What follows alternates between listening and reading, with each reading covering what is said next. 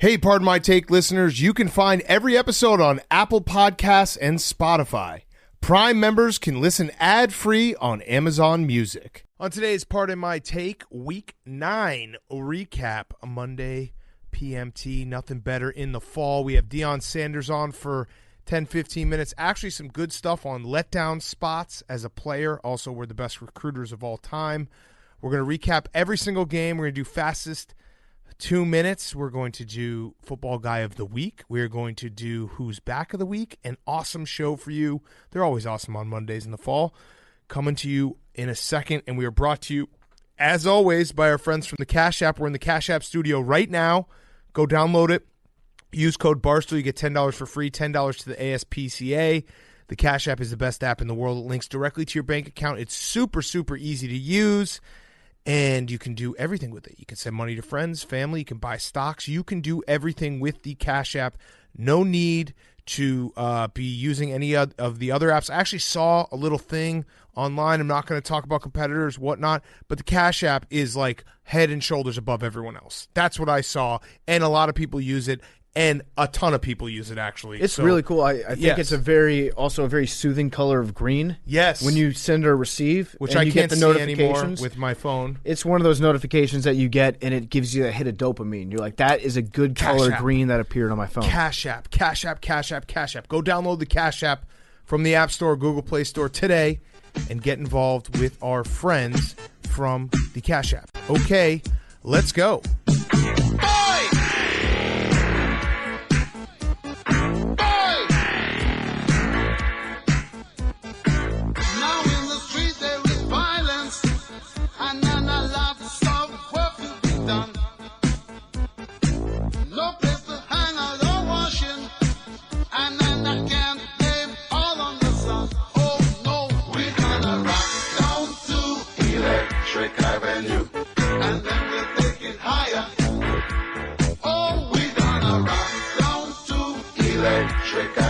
It's Pardon My Take, presented by Barstool Sports.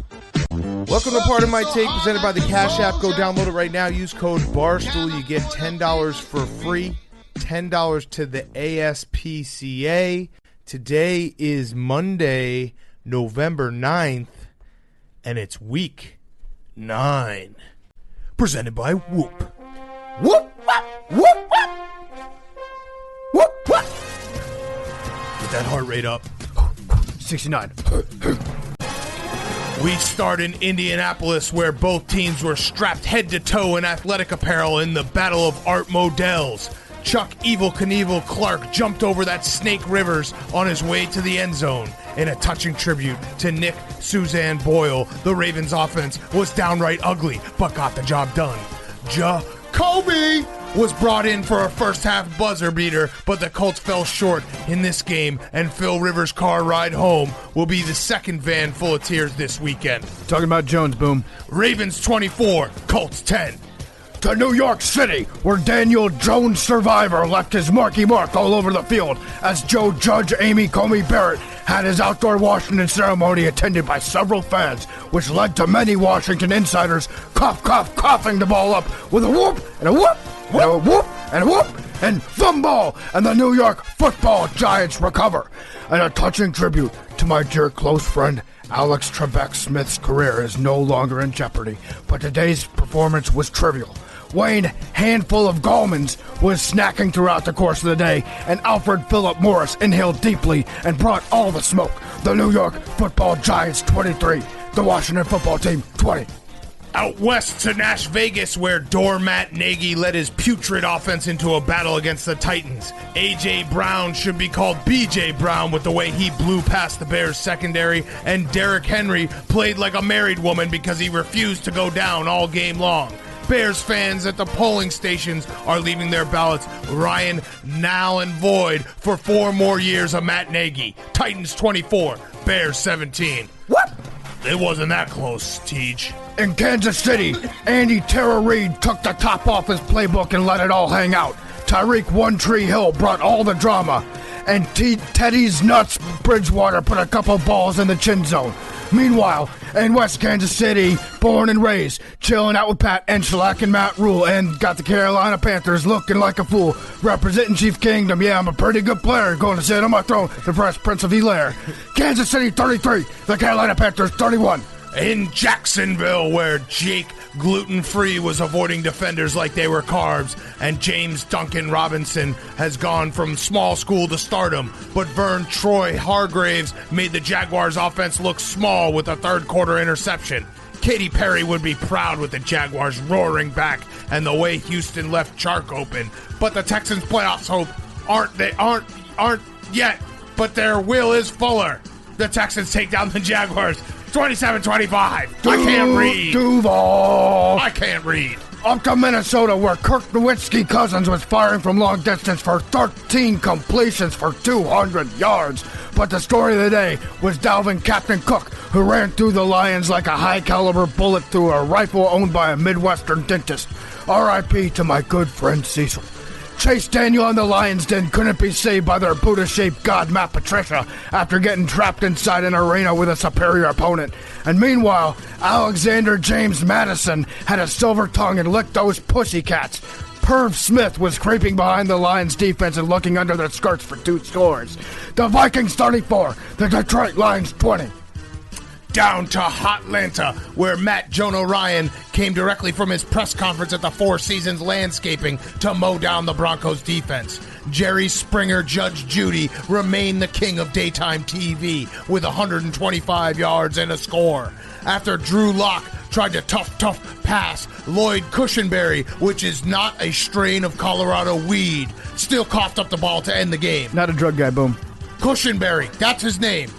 Cushenberry. And he plays for the Broncos. Falcons 34, Broncos 27. Stay off the weed, boom. In Dallas, where we assumed Garrett Gilbert Gottfried would fire some ducks, but they went punch for punch with Ben Affleck Roethlisberger, and the Steelers are going 8-0. CDO Black Betty Bama Lamb had a great game, and Garrett Popcorn Gilbert threw all his flavors at the Pittsburgh defense, but it wasn't enough for the Cowboys, as Ben Danuski has his career trajectory going downhill fast, and the Steelers remain undefeated. Steelers 24, Cowboys 19.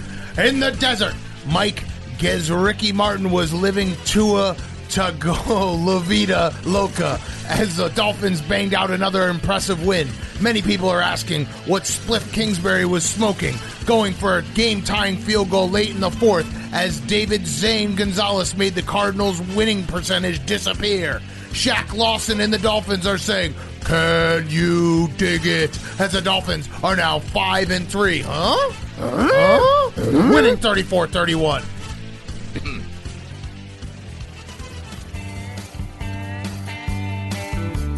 Standing on a corner, Jameis Winston down in NOLA, such a fine sight to see.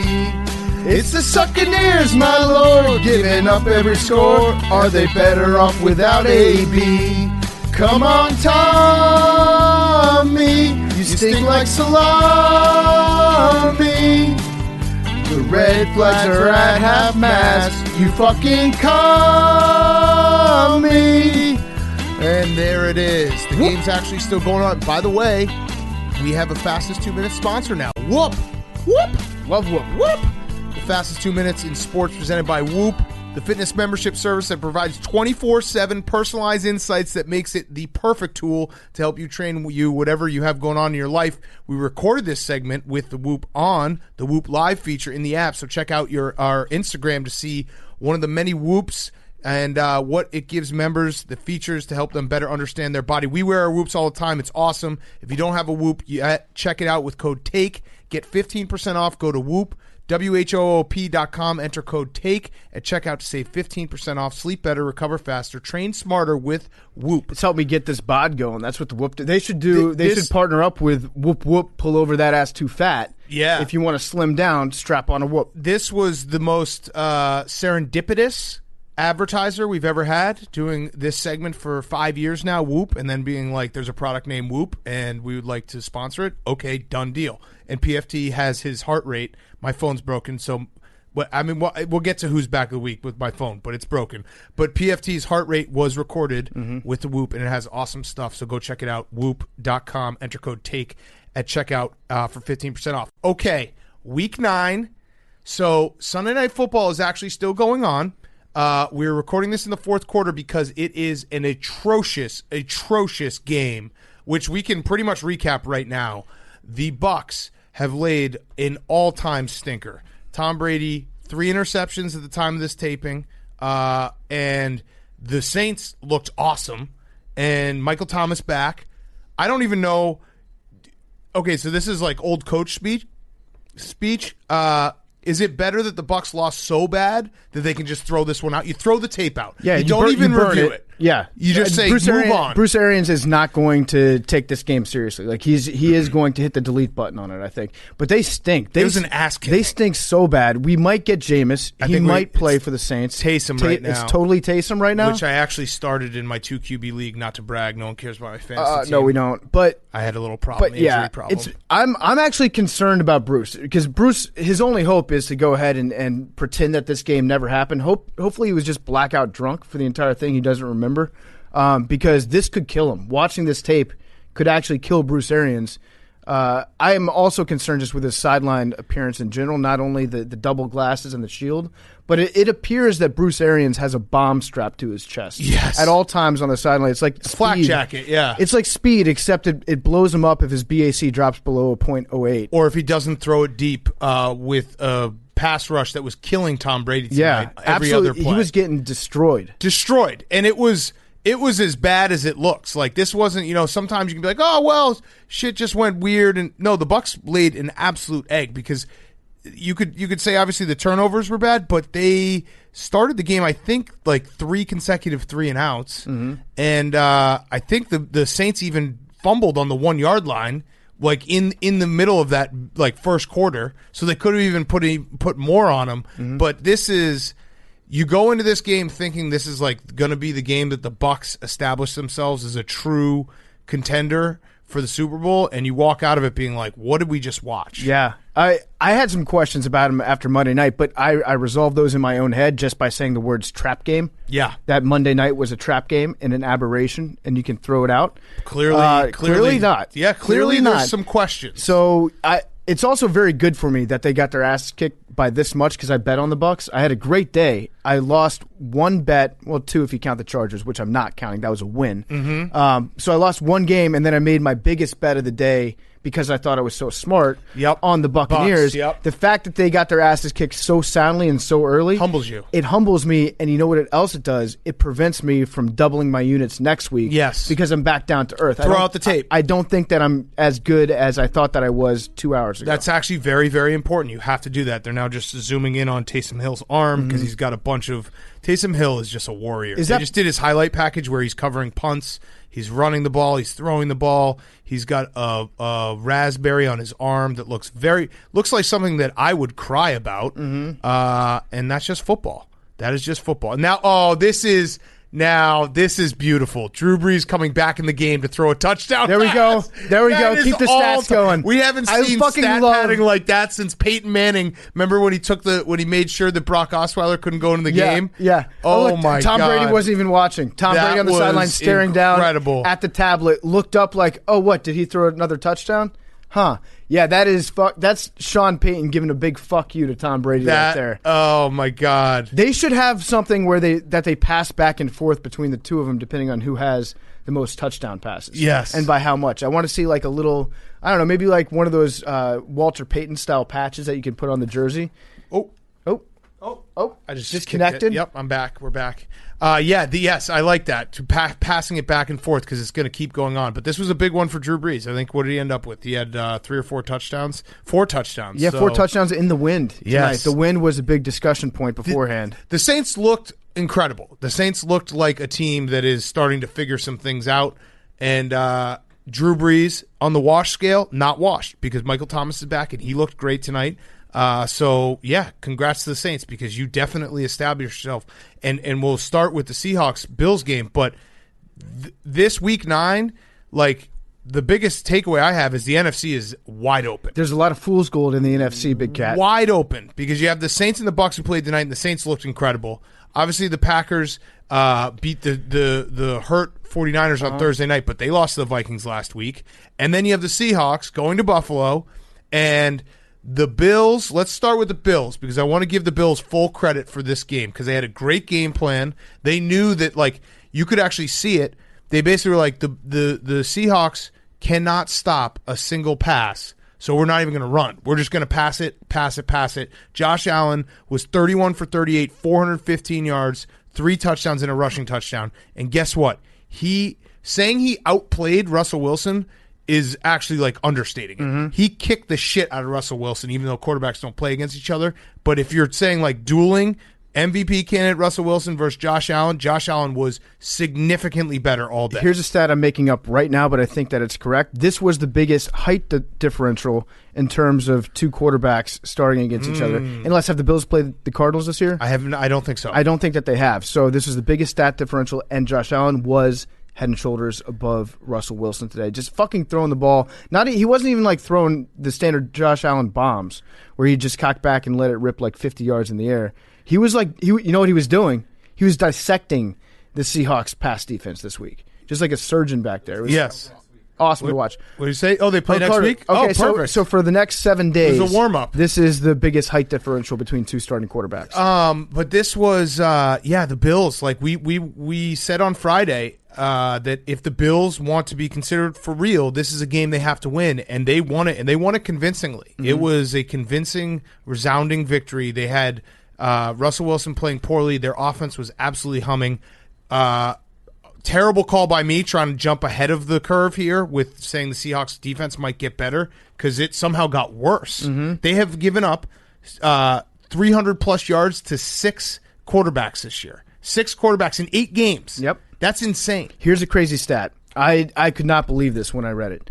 As far as pass defenses go, in the history of the NFL, through 9 games this year, the 2020 Seahawks are the worst by far. So they're number 1 with 365 yards that they're giving up per game. You know who number 2 is? Who?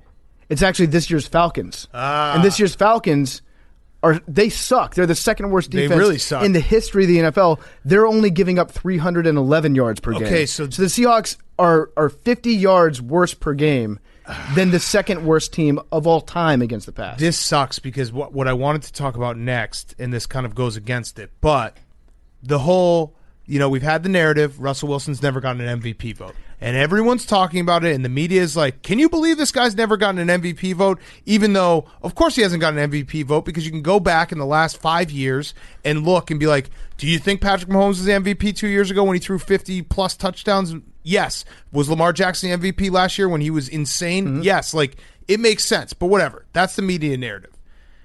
Going now, week 9, we just finished week 9. Russell Wilson is not the MVP. Patrick Mahomes is starting to play incredible football. He's like, so Patrick Mahomes is 25 touchdowns, 1 interception. Mm-hmm. Russell Wilson is 28-8, and then Rodgers is 24-2. Like, if I had to do the MVP voting right this second, I wouldn't give Russell Wilson an MVP vote. Oh, I disagree, Big Cat. I think Patrick Mahomes is the MVP. I think that you can make the argument that because his defense is so bad, that it's actually saying that Russ Wilson, you know what? He's not the MVP of the league. He is the most valuable player, in that if you were to take him off of his team, and I agree with they that. Would be the West Coast Dallas Cowboys. Right. But it's essentially like getting rid of Dak Prescott, except way, way, way worse. And I agree with that. That stat is ridiculous, and he makes up for so much stuff. But we know that that's not really how the MVP gets decided. I know, but it's just fun to have that argument every year when every fucking person talks about, like, is it the best player in the league or the most important on their team? And I agree. If you took Russell Wilson off of the Seahawks, they would be a terrible, terrible football team. But you know what? The Packers would be a terrible football team if you took Rodgers off it. The Chiefs, you could maybe make an argument because they have so much, talent on offense that Matt Castle won a game for him. Like you could maybe make the argument. Or not Matt Castle. What's his name? Matt Moore. Matt Moore, yeah. But Patrick Mahomes is so good, and he's starting to play he was really, really good in a windy game today against the Panthers. We'll get to that. But and Russell Wilson is, I don't know, second best quarterback. Yeah, I would say second best quarterback in the NFL behind Patrick Mahomes. And I'm not saying that he's played poorly.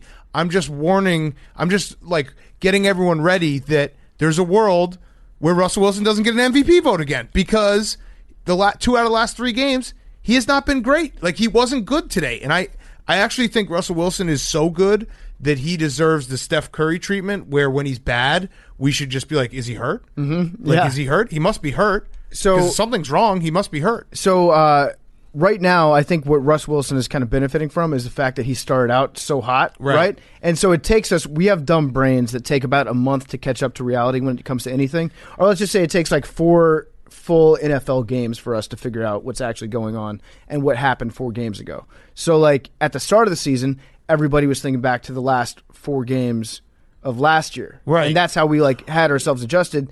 To start the season off, Russ Wilson was playing so well, and then it took like another month and a half for, those first couple games to wear off a little bit. Other players like Patrick Mahomes to start playing well again.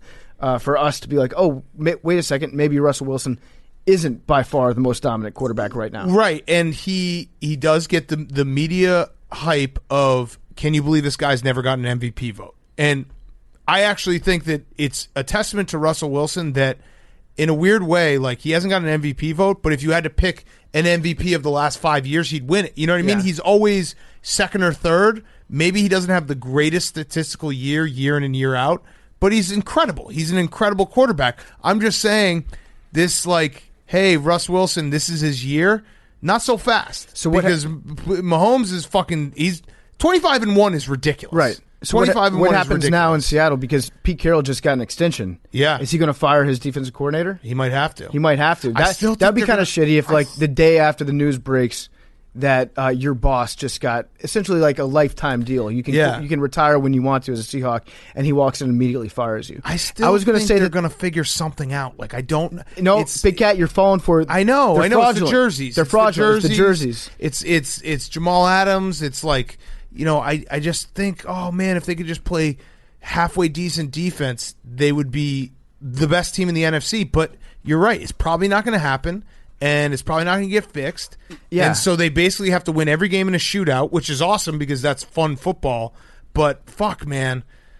Russell Wilson is playing unbelievable, and you're going to waste it on a defense that can't do shit. The crazy thing is, if they played halfway decent defense for the remainder of the year, they'd still probably set the record for worst pass defense of all time. Right. It's already, it's the die has been cast. I was going to say that Pete Carroll should bring back Dan Quinn as defensive coordinator because he's not doing anything else. But then I realized that Dan Quinn's Falcons this year are the second worst pass defense of all time that he put together. So that's probably it doesn't speak highly for the Pete Carroll coaching tree. Yeah, which I would like to dig deeper in those stats. I bet you, because the Falcons have actually played a little bit better defensively with Raheem Morris. I bet you the Dan Quinn Falcons are the worst. I bet you the 50 yards worse per game. Yeah, they might be because they've played a little bit better. We are truly blessed to be living in an age where we have these two terrible defenses playing at the same time, because it does result in these like shootout games that come down to the very end and exciting football to watch. Yes, I had an idea today when I read about the Pete Carroll extension.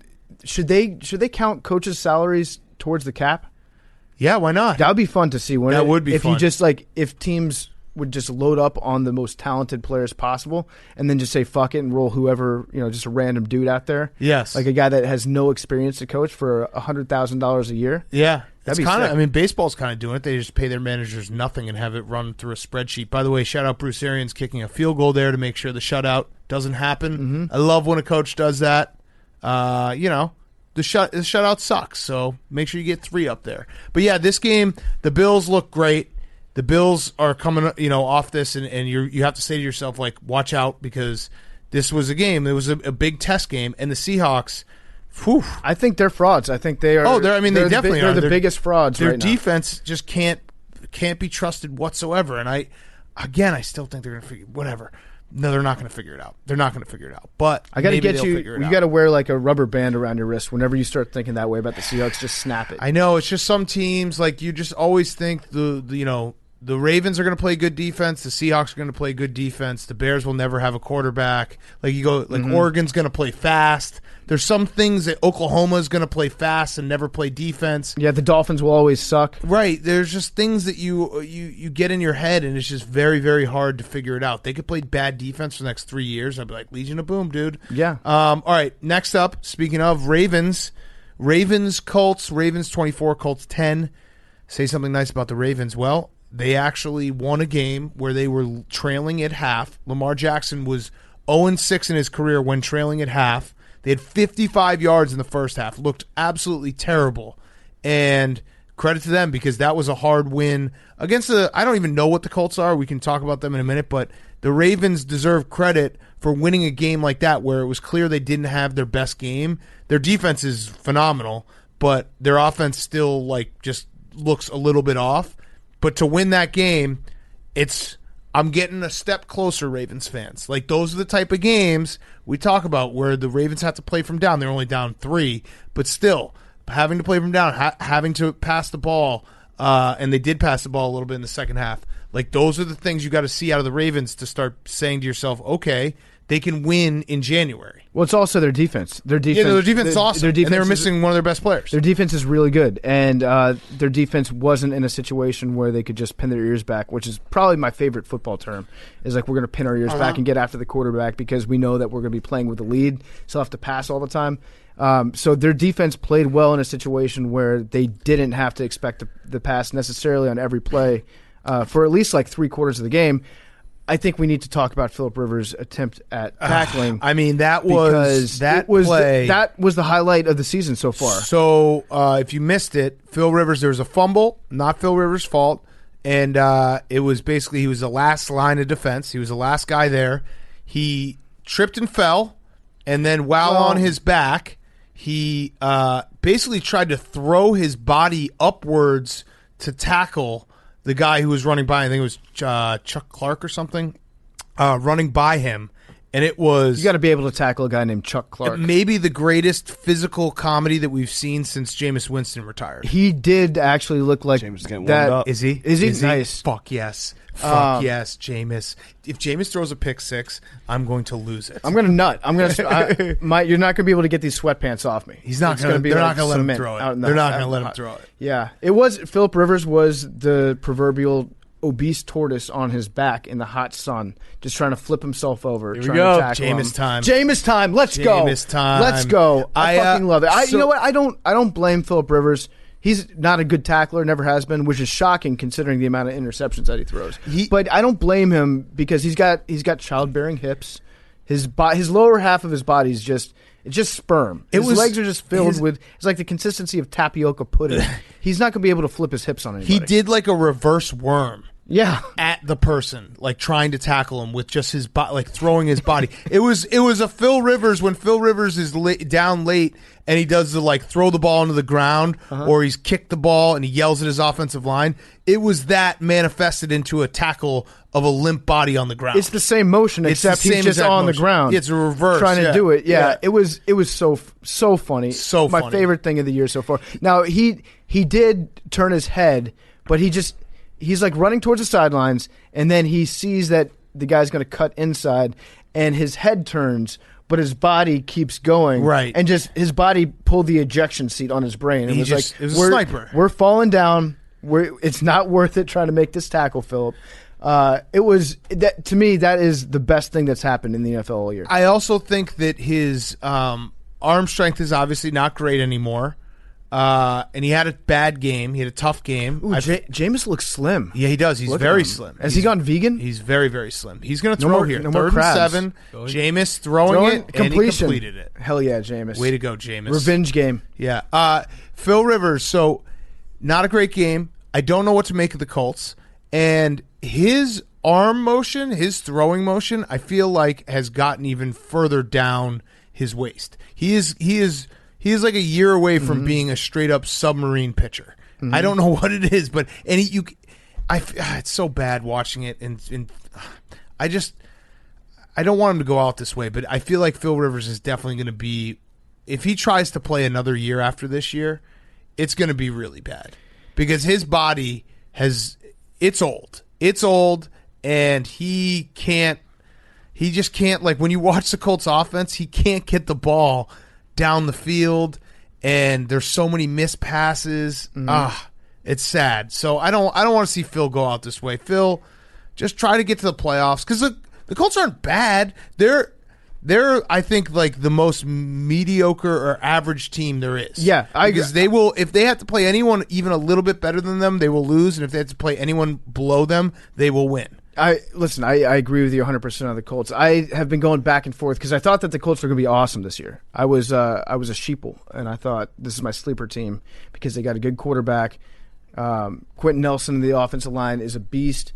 And they have a good defense, too. But Phillip Rivers, I think it's time for us to just accept the fact that we're going to have to say goodbye to Phillip Rivers. Guess what, though? The Colts play the Titans 2 of the next 3 games. So if they can win those games, they basically would be in the playoffs. If they go 2-0 against the Titans, they would be in the playoffs. One of my favorite things is Jacoby Brissett becoming the go-to Hail Mary guy for the Colts. It doesn't matter who their starting quarterback is. If it's Andrew Luck, if it's Phillip Rivers, they're going to put him in. I've never seen him actually throw the ball a long way. We don't know if Jacoby Brissett has a big arm on him. It's just bigger than Phil Rivers. Because he usually just gets sacked on his Hail Mary attempts and doesn't have to throw it, which is a great hustle for Jacoby if you can, like, be the Hail Mary specialist that never actually has to pass. Right. The Colts have a really weird schedule coming up. 4 out of the next 6 games are against the Titans or the Texans.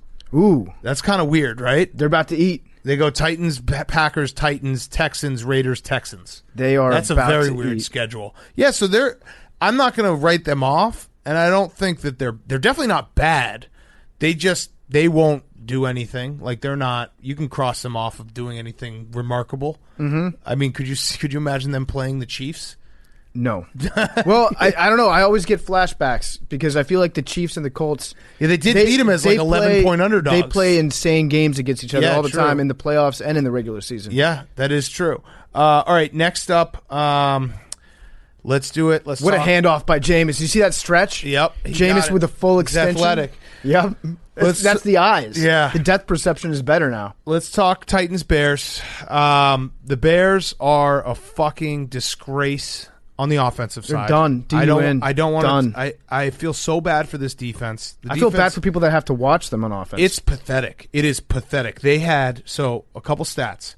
At halftime, the Bears' leading rusher was Barkevious Mingo, a linebacker. He was leading the Bears in rushing with 11 yards. Mm-hmm. Those 11 yards came on a fake punt.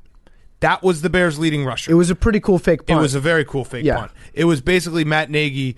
Matt Nagy's going to go back and watch that fake punt and be like, "You are a genius. Well, you are smarter than everyone." You know what's going to happen is Matt Nagy's going to have a new pocket pussy in Barkevious Mingo instead of Cordarrelle Patterson. He's going to hand the ball off to Barkevious Mingo at least 3 more times this year. I don't know. When I was doing Doug's, everyone would make fun of me for running shark wheel over and over. Does Matt Nagy think that, like, a jet sweep with Cordarrelle Patterson is going to work the 70th time? It's crazy. Yeah, it's fucking crazy. He does not adapt whatsoever. And I know the offensive line is horrific. They actually, my guy, what's his name? Arlington Hambright? Ham something. Is that his name? Arlington Hambright. He came in in his first play. He got a false start. It was great because the Bears were like on 4th and 1 and they got back-to-back false starts. It's like, okay, it's just a bad coached offensive team. The defense is it's almost 2 separate teams. I'm not even going to count the Bears defense because the Bears defense, if you want to feel bad for anyone, feel bad for the Bears defense because they actually did a good job. Like, Ryan Tannehill had 10 completions. Derrick Henry had 60 yards. The Titans had 228 yards total. The Bears had 3 first downs in the first half, and we've talked about the Titans' defense. Titans are giving up 62% conversion rate on 3rd down. 62% on conversion. Dead last. Horrendous. The Bears went 2 for 15 on 3rd down. I mean, 2 for 15. 3 first downs in the first half. That's to the point where you just want to turn the TV off and not even pay attention to the second half. And you know what the worst is? It's a soul-sucking brand of football to watch. I've seen it myself. Like, pathetic. You cannot get excited for that football. Like, you tune in every weekend and you're just like, all right, I'm going to sit here and just let you guys kick my ass visually for the next 2 hours. It's mind-numbing. It is something about when when you have the Bears jerseys on offense, everyone's covered and the quarterback sucks. That's just been it forever. It's never going to be different. It's always going to be that way. There's no change to that. It's going to be you go out there and you try to throw a 7-yard out, and it is blanket coverage, and everything is painful, and nothing works, and nothing like the Chiefs and the Bears do not play the same sport. No. They straight up do not play the same sport when it comes to offense. Like when you see the Chiefs and you see Tyreek Hill running open, not anyone near him for 10 yards. The Bears have never had that. They don't even have if Nick Foles takes a 10-step drop, he still wouldn't have any 5 yards to be free. Because guess what? I'm at the point now with the Bears offense that if they can go 4 consecutive plays without a sack or an intentional grounding, that's a success. They don't even have to go forward. They just don't have to go back. Not going back is a success. Staying status quo, running David Montgomery into the middle of a terrible offensive line for 2 yards is actually a good offense. I understand your frustration, and it's certainly well man, deserved. It's not even frustration anymore. It's just it's pathetic. It's pathetic and disgusting, and I hate it. I also want to give you some perspective, some hashtag perspective on this.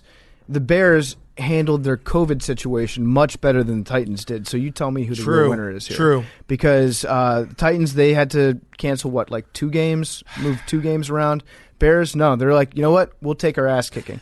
And that's a respectable thing to do. In a global health pandemic, the Bears have proven to be the more mature football team. So congratulations. I have more sad stats.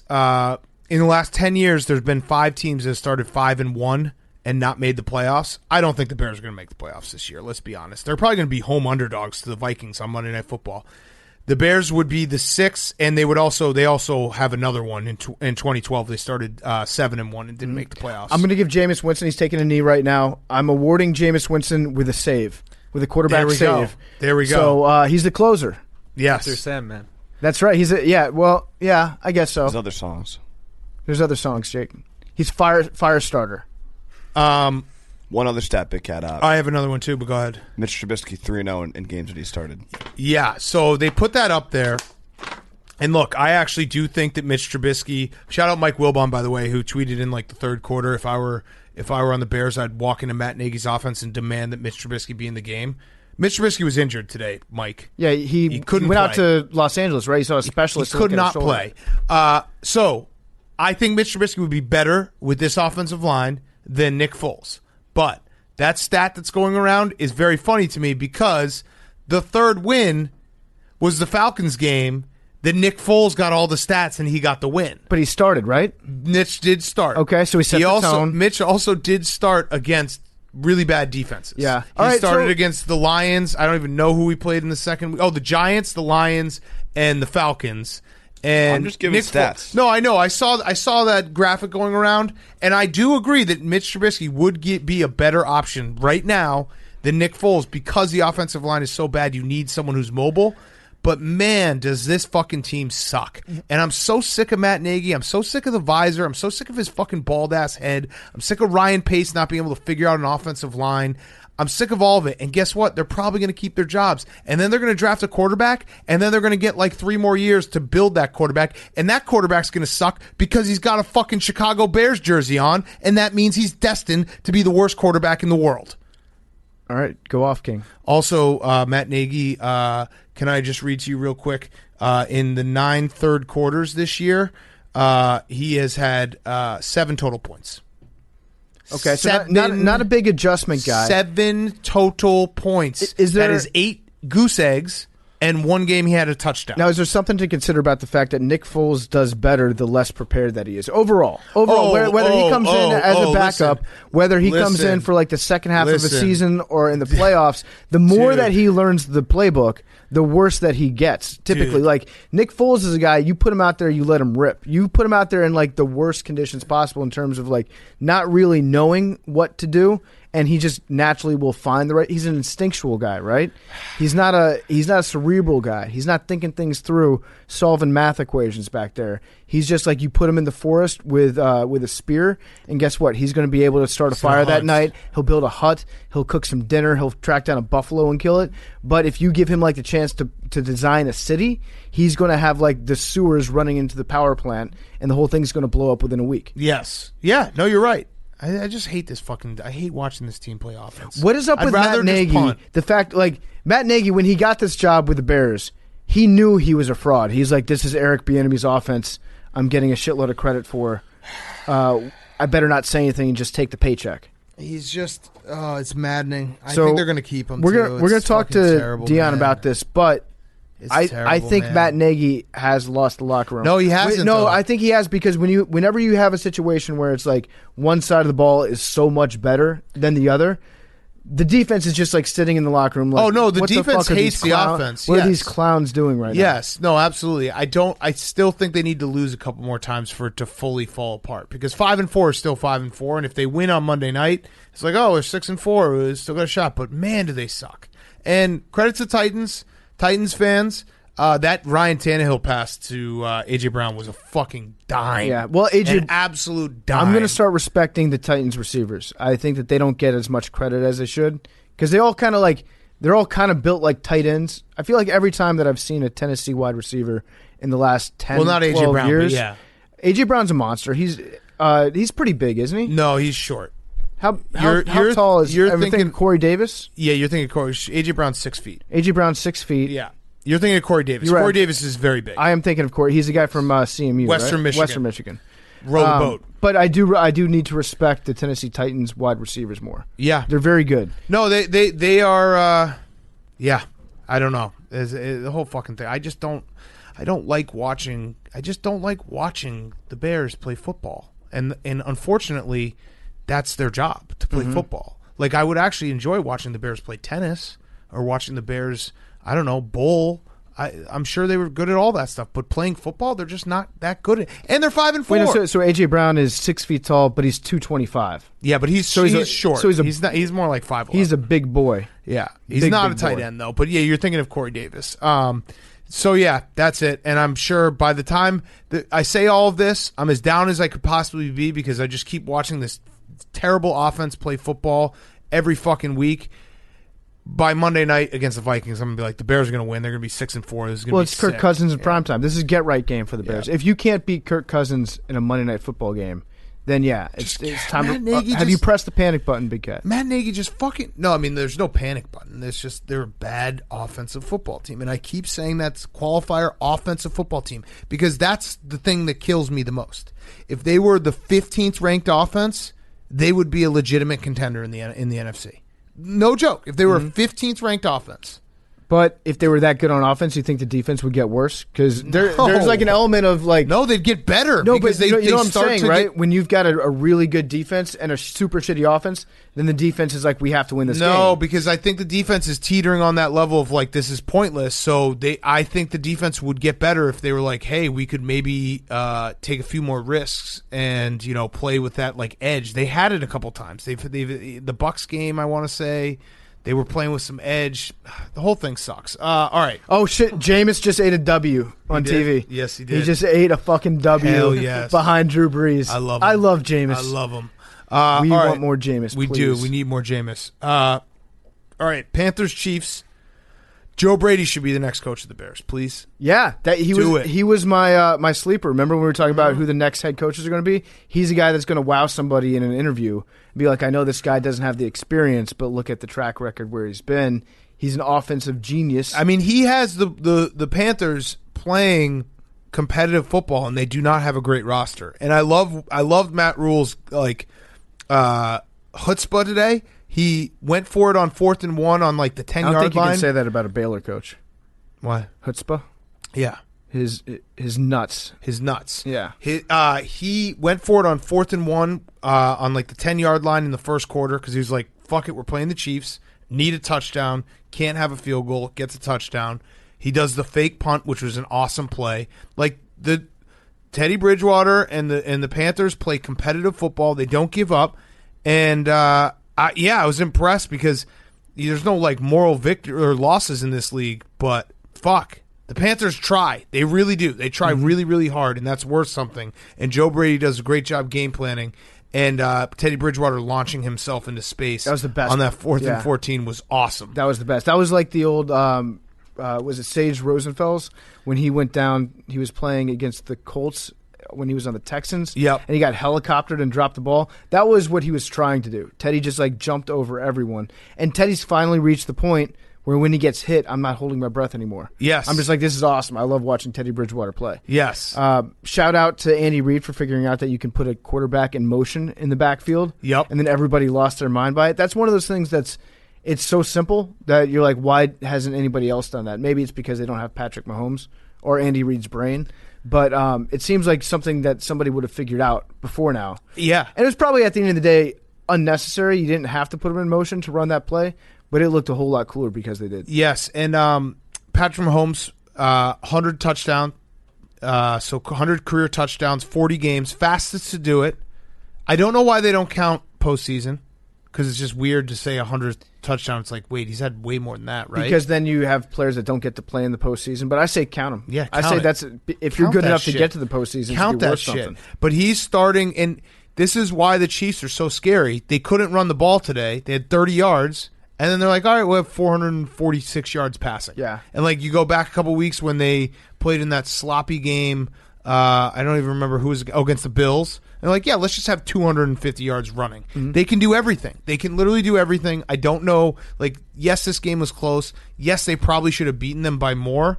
But still, that's not how the NFL works. Like, the margin between the best team and the 15th best team is pretty slim still. So, like, winning these games, I'm never going to be like, oh, man, the Chiefs should have blown them out. They kind of had control the entire second half. They've also had some injuries on their line, and when their line gets Mitchell banged up, Schwartz is out. when their They line lost gets another guy banged today. up, that's when they play in these close games. But so Patrick Mahomes does drift. Remember Yes. Jeff Schwartz? He does. He Yeah, drifts. he out- does drift. He Now that drifts he's- outside the pocket, and he sometimes makes his tackles look bad. Yeah, Jeff Schwartz pointing that out with his dirty spoon. His spoon. Yeah, the backside. Definitely, I think definitely he's actually noticed like it more. he's eating Captain Crunch with the spoon, and in between bites, he's just holding it in front of his You can hear it in his Android throat. tablet. Yeah, you can hear it in his throat. So yeah, the Chiefs are definitely by far the best team in the NFL. And then you mentioned this last week, but Joey Sly had a very impressive I missed feel field so goal. bad for him. His missed field goal this week was more impressive. 67-yarder. Yeah. Had the distance. Yep. It actually had more than the distance because it also missed wide right by about 15 yards. Yep. So that probably would have been good from 80 if it was right down the nut. It's not fair that they keep putting him out here for these crazy long field goals because he keeps missing them. Yeah. And it's like, but that's not. No one's hitting a 67-yarder unless you're in Mile High. Joey Sly could. Joey Sly could in Mile High maybe, but I was remembering. Remember that when they did that story about how Shane Battier used to hold on to the ball for an extra second at the end of quarters and not throw up the three so that it wouldn't hurt his field goal percentage. Yep. Like that, Joey Sly's getting the opposite of that. He just has to trot out there and be like, "Yep, 70-yarder, Joey."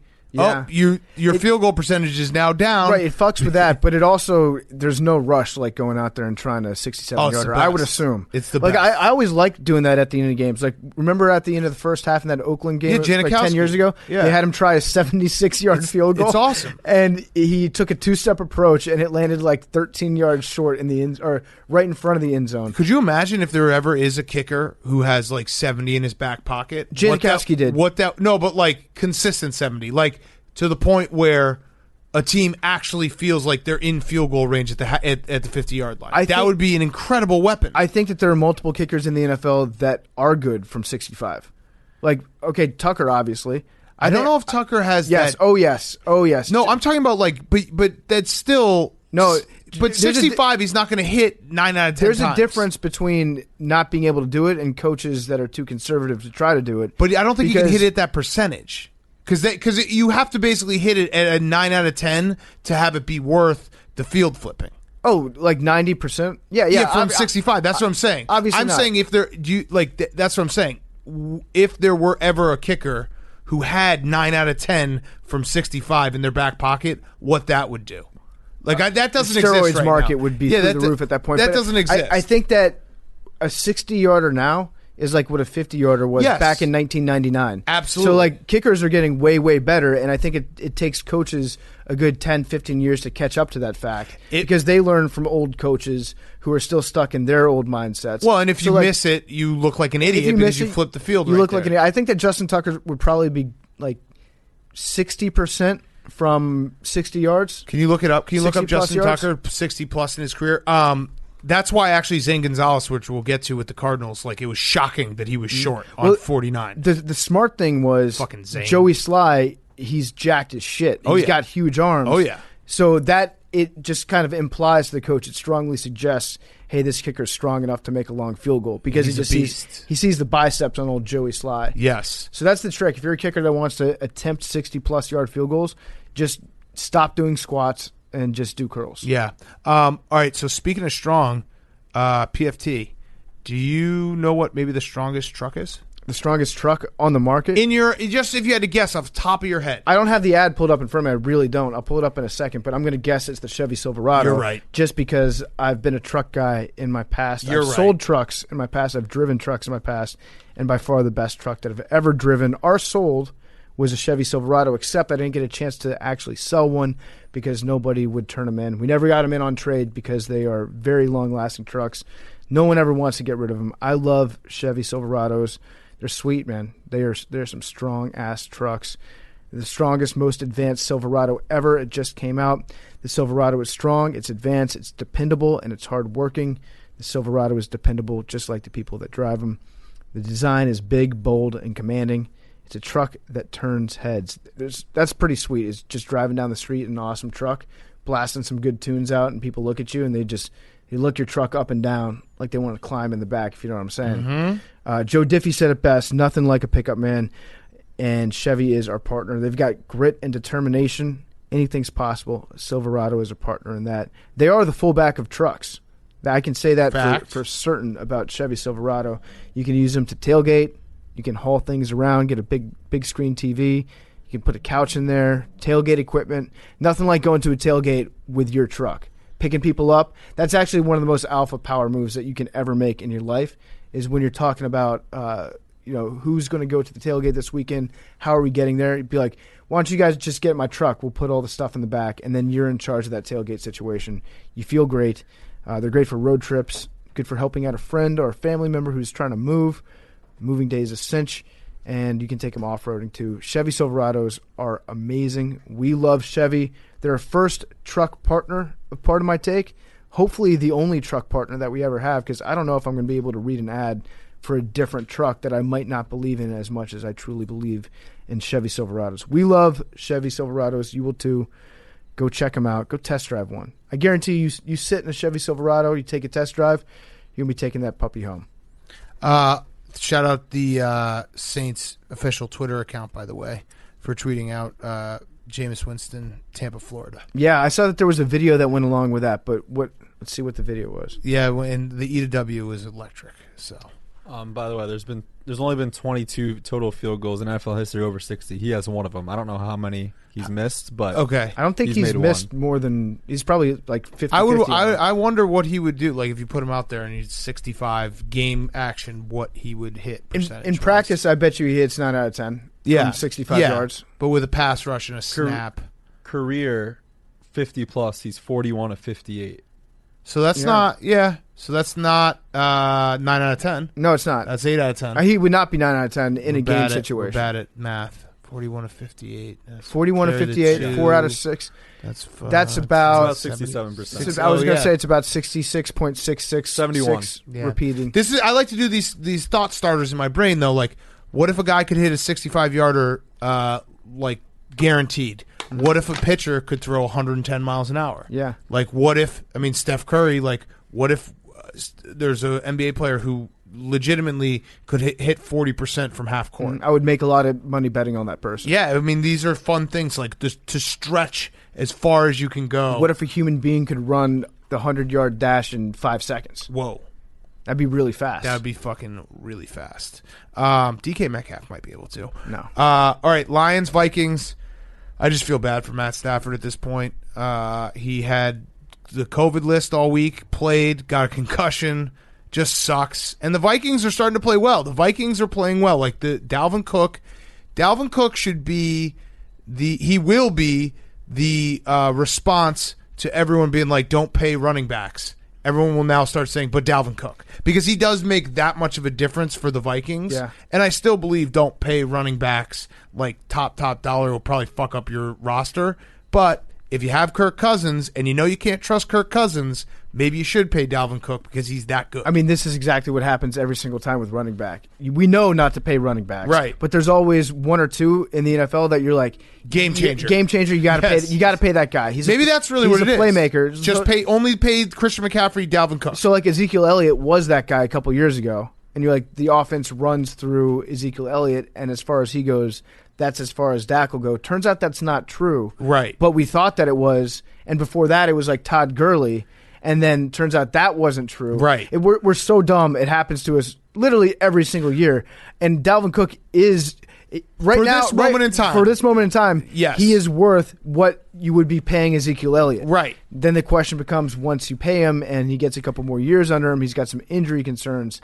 Then will we be looking back at that contract and be like, damn it, why did I pay Dalvin Cook? Right. And the answer is yes, you will, but you should still do it. Because he's really good right now. Right. So he is now the answer. He's the poster boy for, yes, you should pay him. And we keep touching the electric fence and hoping that we're not going to get shot. Fucking computer always does this. I hate ESPN's new autoplay. ESPN is a piece of shit. ESPN is what Sports Illustrated was. When you couldn't fucking figure out how to turn off autoplays on every single fucking thing that you did. You can't do find in page right now because guess what it thinks find in page is? It thinks it's goddamn full screen video every time that you autoplay. Every time. So I can't look up people's names on your fucking box scores. Dude. Suck my dick, ESPN. They're 1 second away from doing, shout out my guy Robert Little, Black Sports Online, for back in the day when you go to his website, he would just have his podcast playing, getting those fucking downloads going. Autoplay, podcast, baller move. Yeah. ESPN's about to do that. I'm going to go to We're about to fucking do this ESPN.com. and hear Pablo Torre every fucking day. And then all of a sudden it's going to be what's his name? The stats guy, Bill Barnwell. Fix your fucking screaming at me. site. I'm so sick of having these.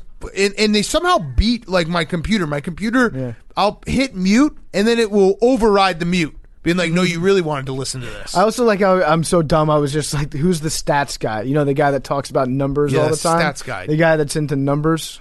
Yeah, the numbers, dude. All right, so yeah, Lions, Vikings. Vikings are playing well. Vikings do officially they have won the itty bitty run crown. Okay, they're going to go on the itty bitty run. So they've transferred it. So I think that they have confirmed themselves as being the best bad team in the NFL. Yes, okay. they are about to do the itty bitty run that I thought the Lions were going to do. I said the winner of this game will officially have the torch of the itty bitty run. Itty bitty run or itty bitty baby run? Itty bitty baby run. They have the Bears. Fuck.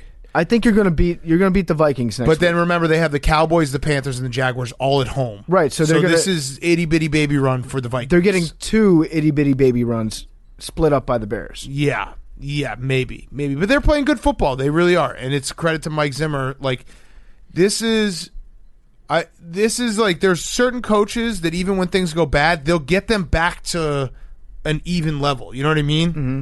Where a team won't play bad football for Mike Zimmer for an entire season. Yeah, I think it's because they're actually afraid of Mike Zimmer. Yes. He's like a rare coach that you think he might kill somebody. Right. Over the course of a season, like I'm sure he brings his rifles in during hunting season, puts them up on his wall. Probably still wears like the orange vest that he just like, he crawled out of the woods after spending 12 hours in there overnight stalking one particular deer and he didn't get, so he's still bloodthirsty. Still the best was when we showed up to the Vikings facility and Mike Zimmer was parked in the coach's spot and he had no less than 7 pouches of Red Man in his car. And I'm pretty sure that each pouch of Red Man wasn't completely done. No. They were all 7 partially filled pouches of Red Man. Yeah, he likes that freshness. He's like opening a tennis ball. Yeah, he probably like walks to the convenience store. Uh-huh. That's his exercise every day. Walks to the same guy. That's great. Buys 1 pack of Red Man. Yeah, so the Vikings are playing well. Lions, to add insult to injury, I follow enough Lions fans online. It seems like not only the Lions going to be bad and waste another year of Matt Stafford, but they are also up to same old Lions shit with Kenny Galladay's contract, and they're probably going to lowball him. And yeah, he's probably going to have to retire just so he doesn't have to play for the Lions anymore. Jesus. So good job. Yeah, it was tough watching Chase Daniel get in the game today because he is like, I don't actually play football. No. You just pay me to stand here, and that's how my job works. Like, I'm 11 years in, and I don't do this. And they brought him in the game. They're like, you need to pass the ball now. He's like, I need to what? Yeah. Excuse me? No, that's no. not. You don't understand. I get my check every Tuesday. You got the wrong guy. Yeah. I sit in the quarterback room behind Matt, and I make him laugh twice a day. And people like me. And I'm a good person to be around. People enjoy me. I'm always a hit during rookie hazing things. I know all the fight songs to tell people to sing. Oh, man. All right, next up, Giants, Washington football team. I tweeted this stat. Daniel Jones, in his career, he is 1-16 versus every football team not named the Washington football team, and 4-0 versus the Washington football team. He's our kryptonite, Big Cat. Daniel crazy. Jones is the one kryptonite for the Washington football team. And we stink. It's now comical to just, like, if you want a good laugh, if you're just sitting there on a Monday, back at work, like, fuck, I really want to, it was nice out this weekend, you probably had a good weekend, and you want a good laugh, just go pull up the NFC East standings, because it now is Eagles in first, commanding lead, 3-4-1, Washington football team 2-6, Cowboys 2-7, Giants 2-7. All of them are a game out. We're all in the hunt. We're in the hunt. It's never been done before. It sucks that the Giants have the tiebreaker over us, because it's going to come down to that at the end of the year. I don't trust the Eagles to stick around. I keep going back and forth on them, but fuck it. I'm still convinced that the Washington football team's in the hunt.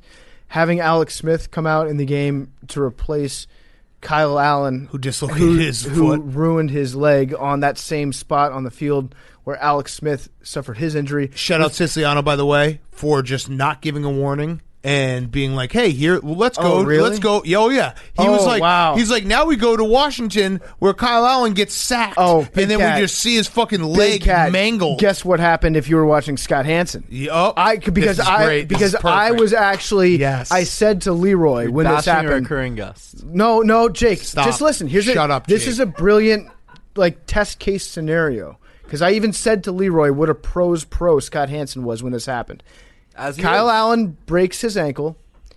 It cuts to the game, and Scott Hansen freezes it as Kyle Allen's dropping back. He goes, "We're going to freeze this right now." Oh my god! There's a gruesome injury that's about to happen. Pro. We're going to show it one time.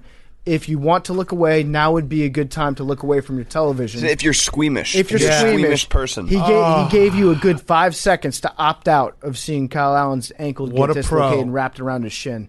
And then he started the play in slow-mo, played it one time, said, that's it. That's also his production As an season. NFL Network correspondent, let me be the first to say I hope that he heals well. It was a very professional, very tasteful thing that he did. And incredible. I did it. He also used the words, he said Dalvin Cook is getting buku yards today. He did, Buku. yeah. He said buku, Siciliano could not have been more opposite. He literally showed it, and he's like, and Kyle Allen drops back, and he gets sacked. And he's down with an injury, and it's like, what? What the fuck? We don't want to see that. He's like, let's see it again. Roll that tape again. Listen, and zoom in on his leg so everyone at home can see this. I like Siciliano, but in this certain circumstance, I just really truly appreciate what Scott Hansen did for about me. ditching DirecTV. I said out loud, I was like, Hansen would never, and I'm happy to know that he wouldn't. He did not. I went back in my head through all the quarterbacks that the Washington R-word/football team franchise has had over. Well, it's a long list over the last 20 years. I think it's only bested by the Browns at this point. But if you go back to Robert Griffin, I think every quarterback except for Kirk Cousins has gone out with a bad leg injury. It was bad. So it was Alex Smith. Colt McCoy broke his leg like one game after Alex Smith. Mark Sanchez, he suffered an injury. I think he had to get surgery on. Josh Johnson came in, played pretty well for a couple games. Then he had surgery on his ankle immediately, like after the last game he hurt it, and we never heard from him again.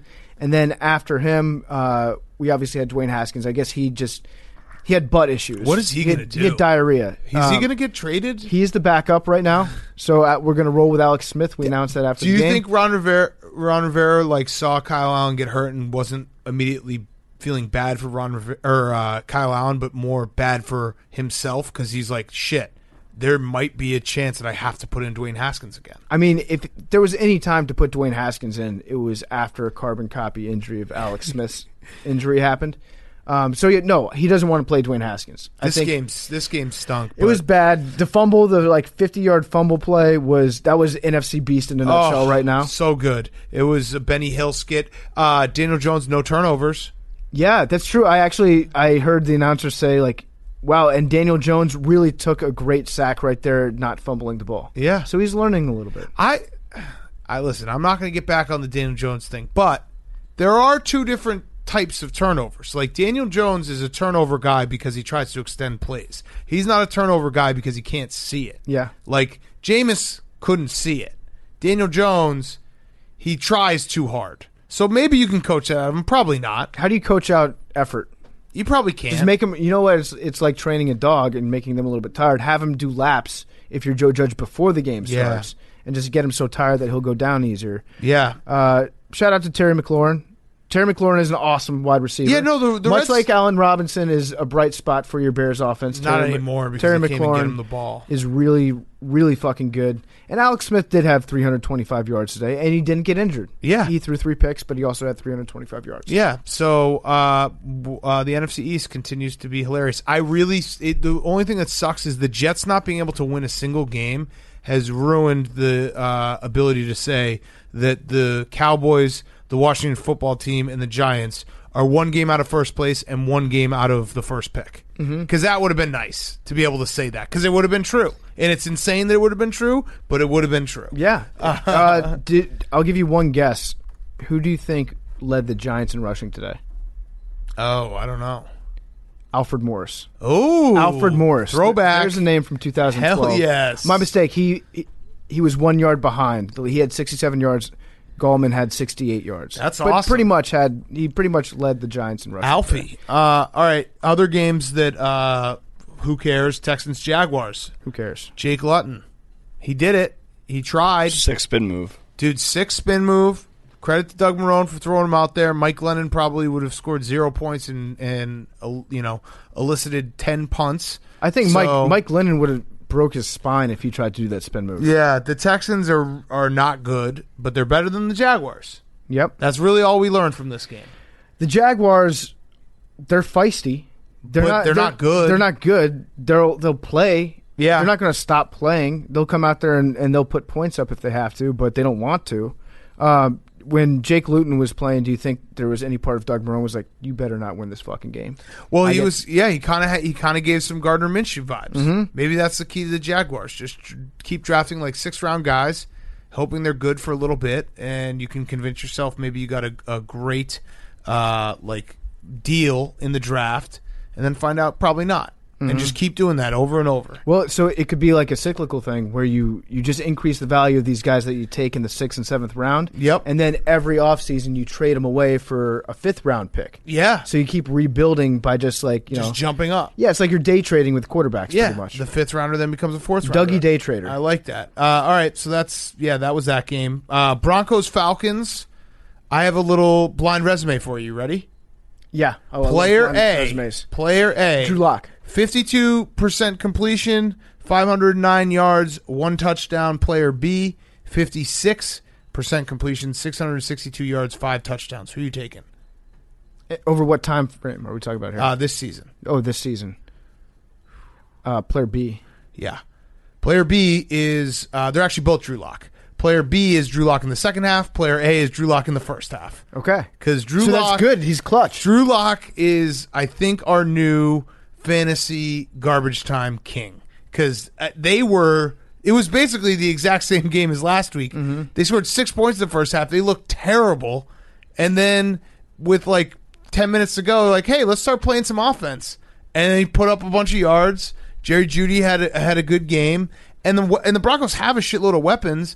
I'm just curious if Drew Lock actually feels like at this point that it's almost a tryout this last stretch of the season, because the Broncos, if they don't win enough games, they will be in a spot where they could possibly take one of these quarterbacks. Mm-hmm. So do they, with some nice weapons around them, do they move on from Drew Lock after this year if he can't kind of play his way into the job at the end of the year? It all depends on what's going to happen with Vic Fangio. Yeah. So Vic Fangio is probably, I'm going to guess he's going to be gone. Maybe. Even though he's had some tough luck with injuries this year too. But he's probably going to be gone this offseason.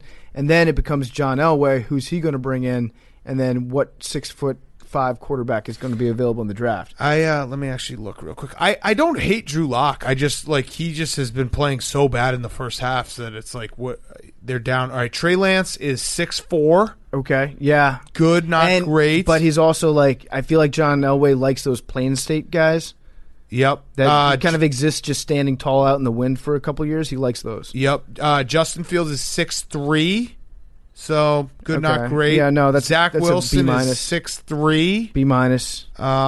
And Trevor Lawrence, which they won't have a chance at, is 6'6". So that's so they're not going to trade everyone for Trevor Lawrence, which he might do. Although 6'4" is nothing to sneeze at if you're John Elway. Yeah, so Trey Lance, and Trey Lance kind of fits perfectly. Like you can make North Dakota State, Denver. Yeah, that's the same area. That's what I'm saying. He's a Plains guy. He's he likes the Black Hills. Yeah. So this game, Falcons are in the point where they are going to win enough games to really fuck over their draft pick. Because they're just for a coach who's not on the team right now. Right. Yeah. Matt Ryan played pretty well, and their defense is playing better, and they're just going to do it. That's what the Falcons are set up to do now, is to finish the stretch by winning. They're going to end up 6-10, 7-9, and be like, wait, we ended up with the 15th pick. How the fuck did that happen? We suck. So if it were you or I, and we were deciding between if we wanted to coach a team that went 7-9, barely missed the playoffs, or a team that went 1-15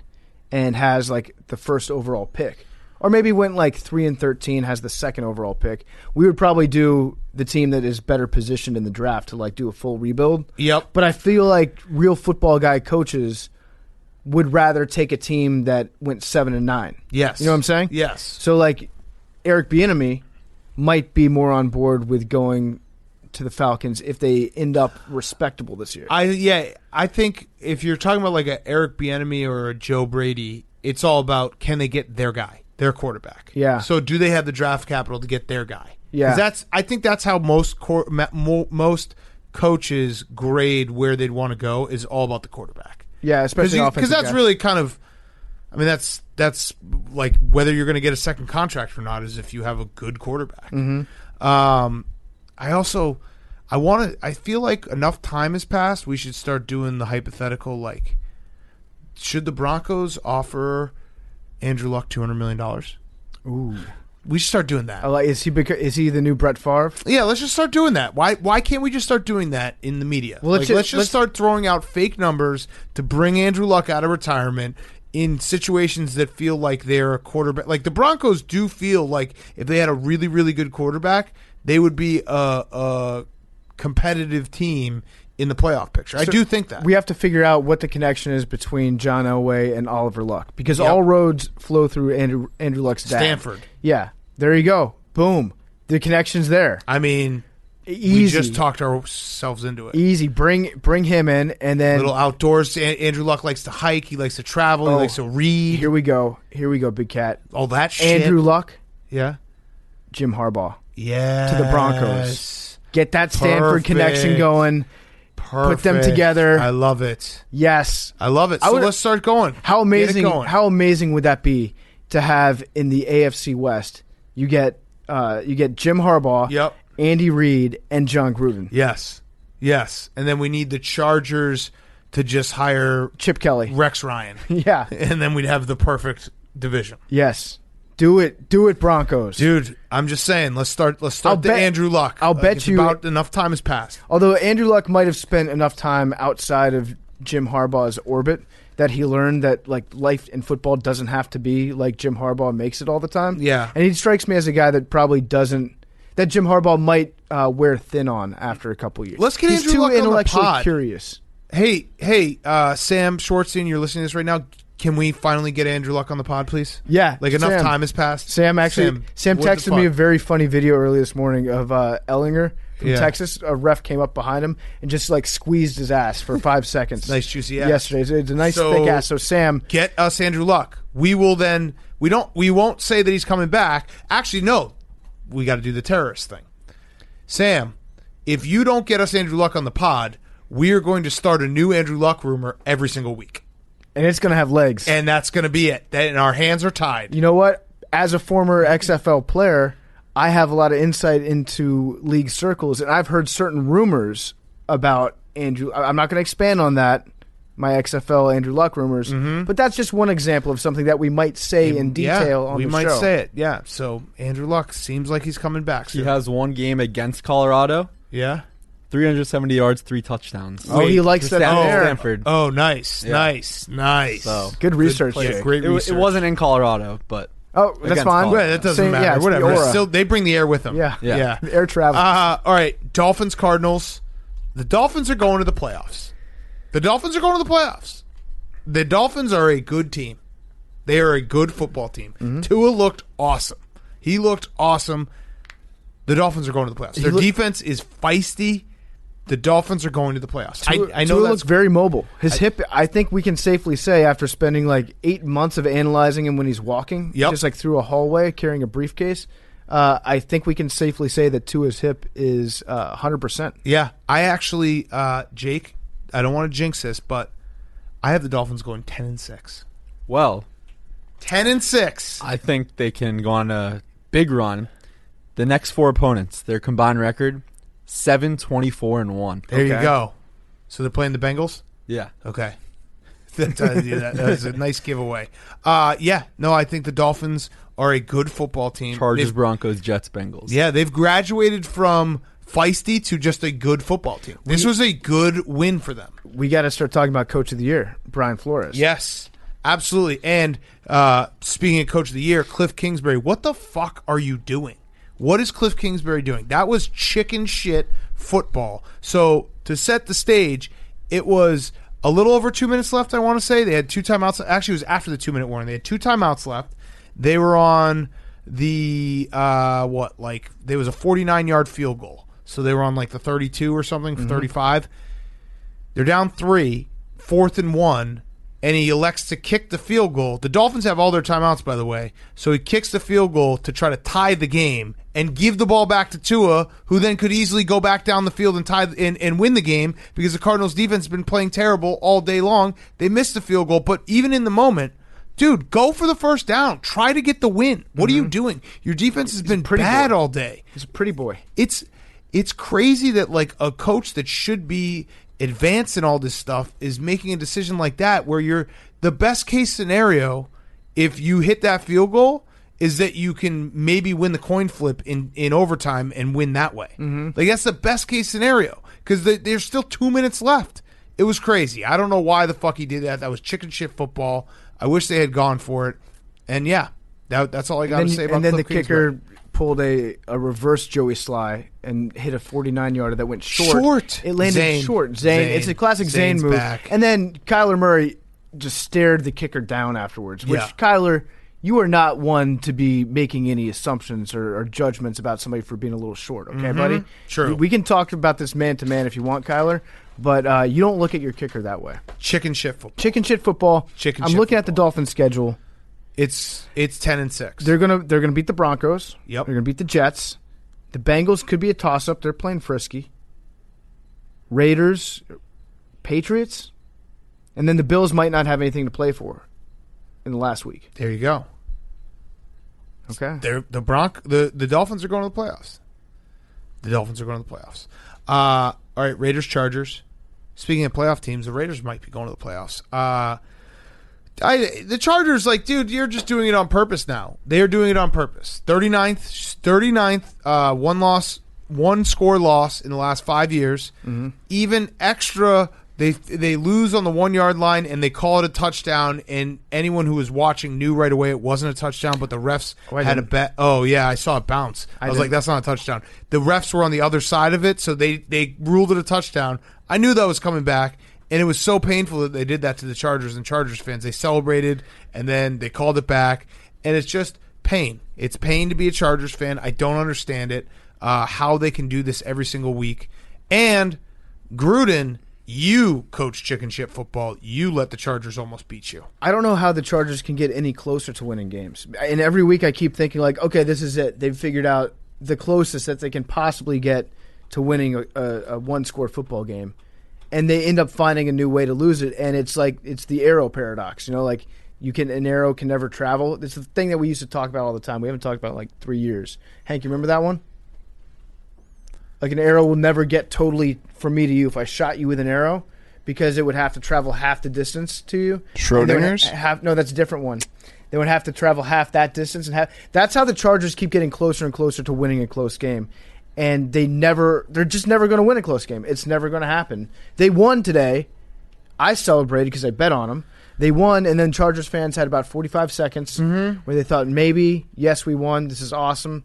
This is what it feels like to not cry into my own butt after every single game. And then it got taken away. But they at least had that. If I was a Charger and it looks like you just won a football game, go to the locker room. Yeah. Leave. Don't let the refs tell you otherwise. Yes. Take every ball and then just get in the locker room and lock the door. What are they going to do? Count. Stop the count, Chargers. Stop the count, Hank. You won. How come? Sorry for your loss, by the way. Yeah, sorry, Hank. The Chargers had won the game, and then magically the points went away, and then we looked up. Next thing we looked up, and the Raiders had more points than the Chargers. Yeah, I mean, how does that happen? I knew it wasn't a touchdown the whole time. I did. Yeah. How? Because I saw the ball bounce. It was interference. I saw the ball bounce after he caught it. I saw it plain as day. The score was the Chargers had won. It said it. Everyone saw it. If the Ravens interception earlier was an interception, that was a touchdown. Yeah, that's true. No, Marcus the ball Peters bounced. interception? Yeah, that was an insane interception. I don't know how they ruled that. It was crazy. That was like we're watching in slow-mo and our brains are totally distorted to how long he actually had the ball. The Raiders, though, I love that they just take deep shots now. Like, it's awesome to watch. I still don't know what John Gruden was doing, like when he had a 4th and 2 plus yards and he punted it for a fucking 15-yard net punt. But the Raiders are feisty. The Raiders they're my physical football team. Yeah, not defensively. Their defense physical. sucks. They're physical offense. Their defense sucks. But the Raiders. I'm looking at the playoff picture now because now we're getting to mid-November and we can start kind of looking at this stuff. Yeah, so if it's the Bills, the Steelers, the Ravens, let's just go this. Bills, Titans, Chiefs, Steelers, so that's 4, and then there's 3 more. Ravens, Dolphins, Colts, Raiders, Browns. Okay. Yeah, the Raiders will make the playoffs. It could happen. Maybe. It's crazy to think that it's going to come down to like the Raiders and the Browns to make the playoffs. Yes. And that game, which was just gross. Yeah, and the Raiders actually have a pretty nice schedule going down the stretch. Anyone who's got the Jets gets like an extra bonus. Yep. You just pencil that one in. You know what I really like about the Chargers? Justin Herbert. And he's very good. You know what they've done? You know what the Chargers have done with Justin Herbert? They gave him the keys to the offense. I just love it when a rookie gets the keys turned over to him. Yes. And they're putting him in charge. They're opening up the playbook for him. And Justin Herbert's awesome. I love when he runs the ball because he does not slide. He does not know how to spell slide or do it or accomplish it. No, he just goes for it. He is averse to the ground at all points. And he'll do the Teddy Bridgewater on every single play and doesn't care. He hasn't paid the price for it yet, but I'm sure that moment's going to come. But he is fun to watch. Yes, he's very fun to watch. And he's just good enough to get them to lose by 1 score, which is the perfect legacy to Phil Rivers. He is good enough to get to a point where he is permitted to throw 4 goal line fades and just toss it up, throw it to the corner pylon. Just keep doing it. All right, last up before we get to Deion, Cowboys Steelers. We warned you about this game on Friday. I threw the stat out there on Friday. This was the most classic Mike Tomlin coaching to your competition. He's now 1-10 on the road as a 10-point favorite or more against the spread. That you could see it coming from a mile away because the Cowboys had some zest, they had some life. And then the real story, just an all-time Big Ben performance. Going into the locker room, coming back out. Everyone thought he tore his ACL. God, I love him. He just keeps doing it. Did you see the article on ESPN this week? Yes. I actually think Big Ben had his people write it because it was essentially... No, he blogged. That was Big Ben. Yeah, it was under his byline. It was these 5 quarterbacks are getting to the twilight of their career, and this is all the injuries they've had. And it was Rodgers, Big Ben, Phil Rivers, Brady, and Breeze.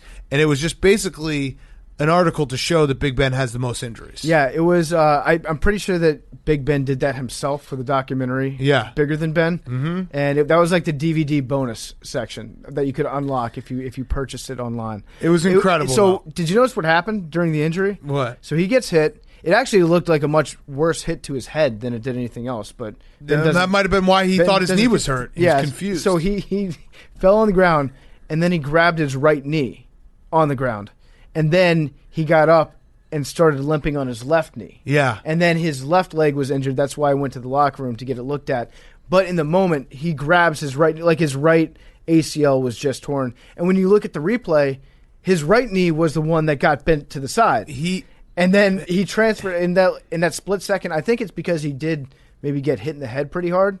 So he stood up, forgot which knee was hurt, and was like, yeah, this is the one. He is a dog that has to take a shit in cold weather and just starts whimpering and faking an injury so that you can go back inside. Do they make cleats for walking boots that you could just put? Could he play in a walking boot? Maybe. I think that'd be very Ben. cool. Come on, hey Ben, put it on. It's about to be cold outside, and you better stay warm with me. Hey, Ben, that head hurt? Put on this boot and get that headache cleared up right away. Right leg, left leg, it don't matter as long as we're together, Ben. Hey, Ben, why don't you go back out there in the second half? Everyone will say you're a warrior.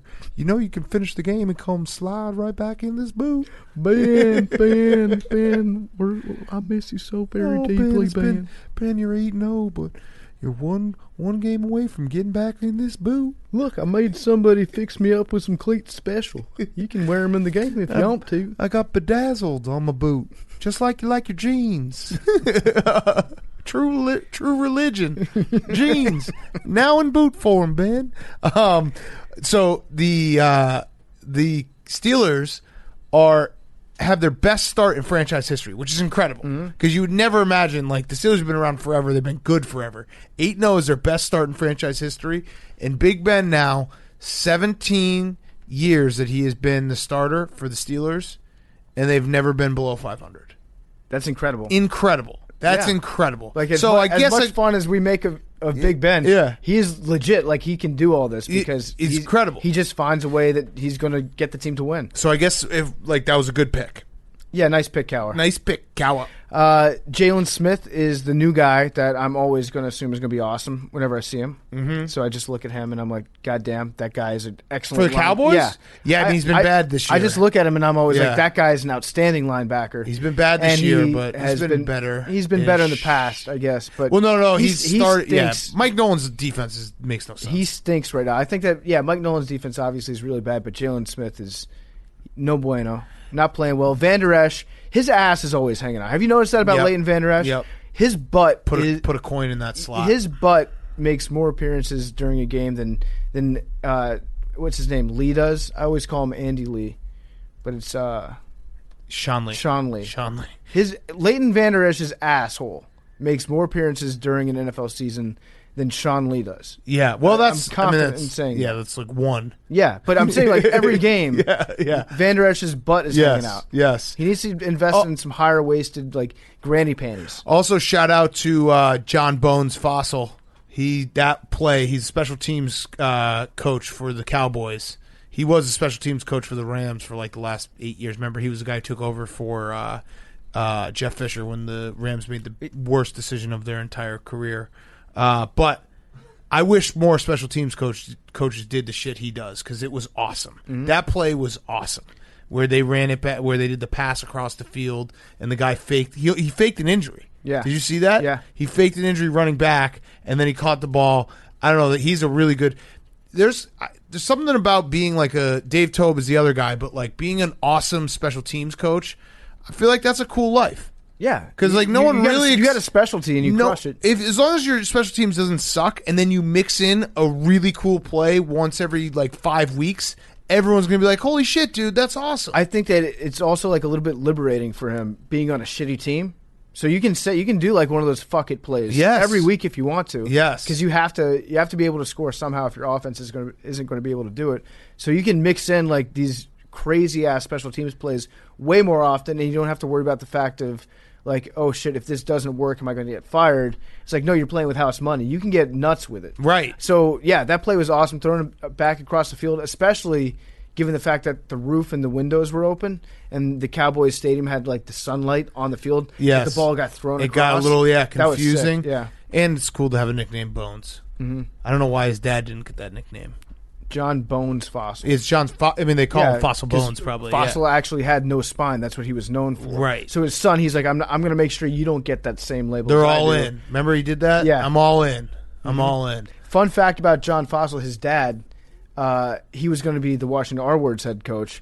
Dan Snyder decided not to hire him and hired Jim Zorn instead because people on the team's official message board didn't want him to hire John Fossil. Well, they both kind of suck. So he listened to internet. Yeah. Well, you think he would have sucked worse than Maybe not. Jim Zorn? No, probably not. We'll always have 6-2 with Jim Zorn. Yeah, there you go. All right, let's get to Deion before we do that. Is there any new video games coming out? Hell yeah, there's Big Cat. Ooh. Call of Duty, Black Ops, Cold War. Ever heard of it? Hank, what team did the loadout today as a celebration? Titans. The Titans did a loadout. Now, you were critical of that. Why is that?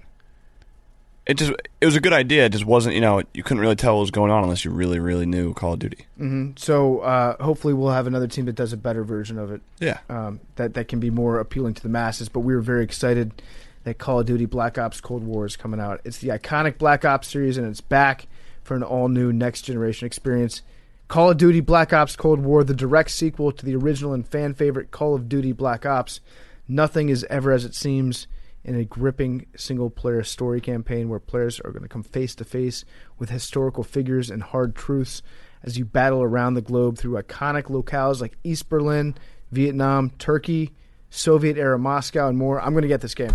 I've just decided. Hell yeah. That sounds amazing. I'm going to suck at it. I'm going to be a noob. I'm probably going to get yelled at by 13-year-olds in the lobby making fun of me. But you know what? This game sounds amazing.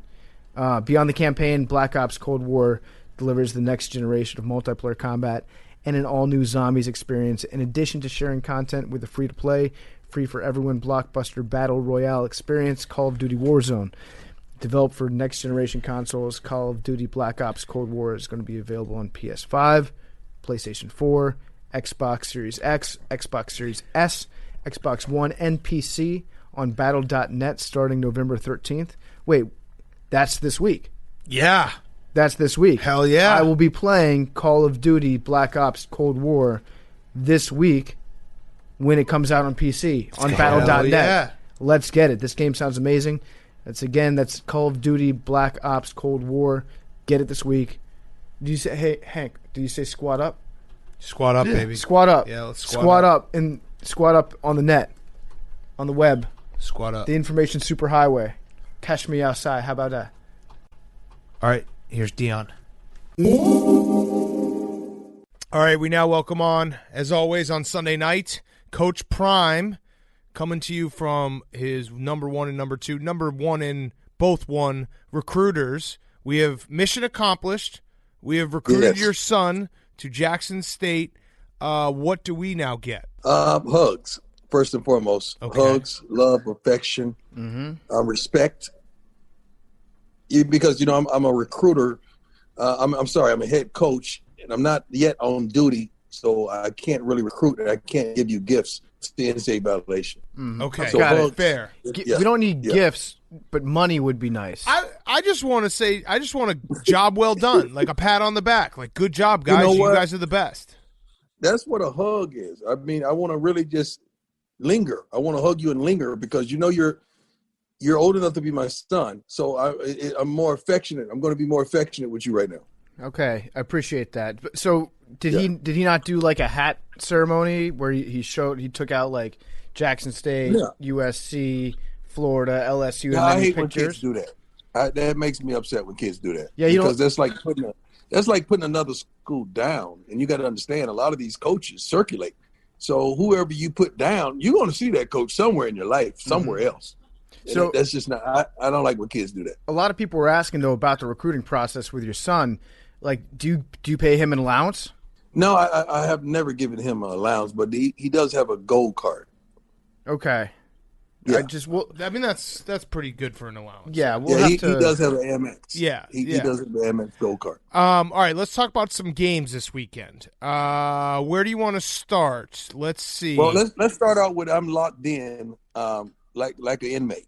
Okay. At Alcatraz. Okay. Like I'm really locked in right now. After you spoke negativity on my life last week in my picks, I went and regrouped and I refocused and I got locked in. So as of right now, I've only lost one game as of right now. Which was? I can't even remember now because I win so much and I'm just trying to play it back through my head. Got it. It was an upset. I think it was an upset. Yeah. There was only one upset today. My right? guess would be that it might be the Dolphins and the Cardinals. No, that's not it. Okay. Well, all right. Let's start with the Giants. The Giants. Beat Washington. Yes, the Giants did beat Washington. Let's start with Lamar Jackson. I'm going to say something nice about Lamar Jackson. You can tell me if this is too nice, but the Ravens finally came back from a halftime deficit. So that was the first time in Lamar Jackson's career, 0-6 up until this point, where they won a game when they were trailing at half. And I don't know if the Ravens' offense is fixed. It definitely is not fixed. They were putrid in the first half. But that was a game that the Ravens have been losing, and they were able to win it. So I'm going to give credit to the Ravens and say that was a tough win to have, and maybe they can round into form a little bit going down the stretch. It was playing without the top cornerback as well.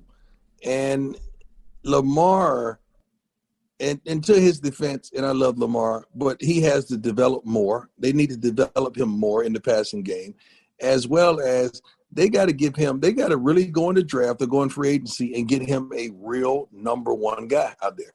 They really do. I can't remember the last time that the Ravens had like a legit number one receiver. Have they ever had a great wide receiver in the history of that franchise? The last really, really good receiver they had, and he was on the backside of his career, was Steve Smith. He was a go-to guy, several years ago. And I can't recall any others before then. Anquan Bolden for a little bit there. Yeah. He was good. But all of them came on the backside. They all came on the backside of their careers. Lee Evans. It seems to me like the Ravens just straight up don't do well developing receivers that they draft, and then they just try to pick up a free agent, like an older guy. Des Bryant is actually played today. Yes. Didn't get any catches, didn't get any targets, I don't think either. He probably didn't get open to get those targets, but Des Bryant is on the field. Yeah, thanks, Big Cat. I mean, I'm pretty sure because he's a good friend of mine. I'm pretty sure he heard your dialogue opposing him and talking about his routes, and he was just happy to hear that you did. At least you watched him on social media. At least you had to. Listen, I don't know if you follow him, but you did see. I was being Des is a pro's pro, been in the league for a very long time. That's just tough coaching. When I said that Des Bryant is so slow, he should play tight end, maybe even offensive line. Yeah, that was really harsh. See, even BFT is laughing. He's laughing. It's true. Yeah, I mean, Des Bryant put out a highlight tape that if I had seen that, he should not have put that out. He should not have put that out. It was not a highlight tape. Yeah. It was not a highlight tape. It was a workout tape. It was a workout tape, slow-mo tape. And he had somebody that was behind him. You just couldn't see it, holding one of those resistance bands. Yes. And that's why he was running slower than I could run. You know what? You guys did something else. That actually was good material, and you were quick with it. That's what made that good. Yeah. What about the Buffalo Bills? Would you like to say something nice about Josh Allen? I'll read you his stat line today. I'm a Josh man. Wait, hang on, Deion. I'd like to set the table for you real quick. 31 for 38, 415 yards, 3 touchdowns, no interceptions, 138.5 passer rating, and he ran for a touchdown as well. So 4 touchdowns on the day, 400 yards passing. Would you like to apologize to us as representatives of Josh Allen? No, because I've been riding Josh Allen in the Buffalo Bills since week 1. I love Josh Allen. I didn't think he was amongst the MVP talk when you guys would just had him on a flag and raising him high. Mm-hmm. I didn't think he was that guy. And that offense is still like ranked 19th or 20th, and they're still not really going. But let me tell you something. This kid, if he could perform like this, they should do well in the playoffs. I don't think they're a Super Bowl caliber team yet, but they're knocking on the door. So the Seahawks, which I tried to take my shot, failed And I'll own up to that. I tried to take my shot that with Jamal Adams coming back, with Carlos Dunlap getting traded there, their defense would start to round into form. I guess it still could, but they were so bad against the Bills. They're horrible. I told you they're horrible. They're what's horrible. The fix? What's the fix?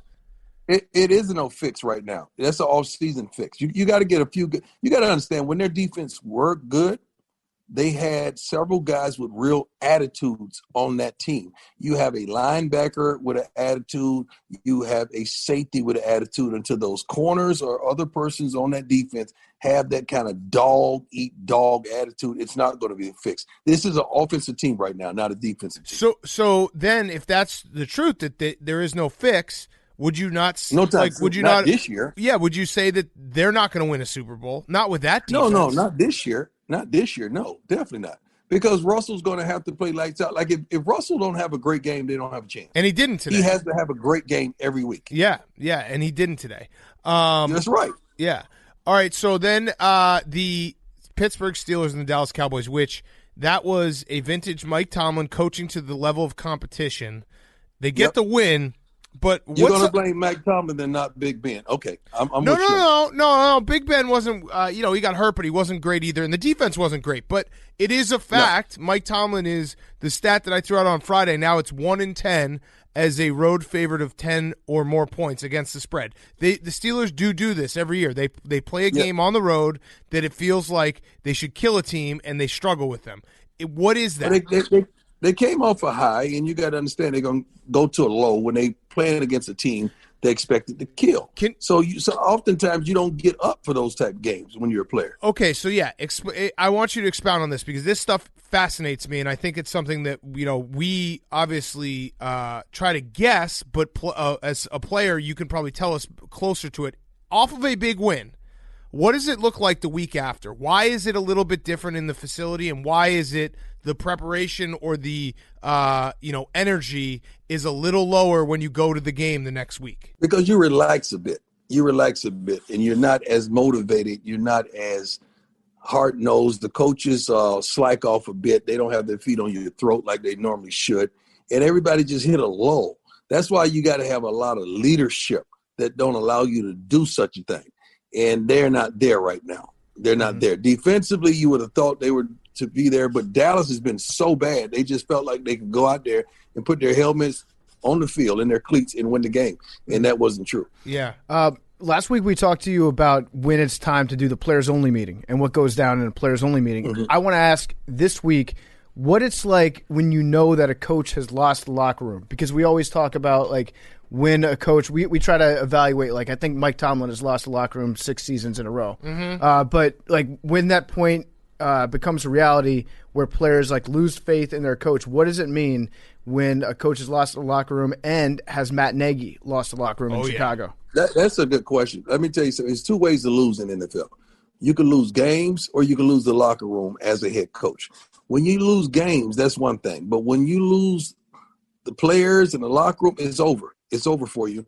And definitely Nagy has lost the locker room. He's lost it. It's over. It's a lot of colleges are dealing with the same situation, and you got to get rid of it because there's no coming back from that. When a young man or handsomely paid millionaire don't believe in you, a la J.J. Watt and what happened over there in Houston, when they start believing in you, it's a wrap, because oftentimes their voice is much stronger and louder than yours. Mm-hmm. So when you lose them, it's over. There's no coming back from that. I don't know if Matt Nagy's lost the locker room. I just think that the Bears are horrendous offensive team. When you said Nagy, you know what? When you said Nagy, my mind went straight to the Jets. I'm sorry. You're certainly right. Fair. Now, Nagy, no. I was thinking he's like Gase 2.0. Yeah, with a slightly updated operating system. Yes. Yeah. Gase is gone. That locker room been gone. Mm-hmm. But been gone long time. Matter of fact, they was gone last year. But Nagy, no, he hasn't lost the locker room. They're just losing games. Their offense is so bad. It's painful to watch. And I don't know. I don't know if he's lost the locker room, so to speak, because it's tough to lose the locker room when you're 5-4. At the end of the day, you still need to probably. No, he hadn't lost. You got to pile up a few more losses before that happens. But I do think there's a trust issue when it comes to Matt Nagy. Coaches have to do the best they can to adapt to their strengths and weaknesses. The Bears Right. obviously have a glaring weakness at offensive line, and he has not adapted. He's still calling the same plays as if they had a good offensive line, and I think that's got to get frustrating. Let me tell you something, Big Cat. This is the God honest truth from an offensive coordinator at any level. When you don't have a good offensive line, it ain't nothing you can do. Yeah. It's nothing you can do. Like, nothing works.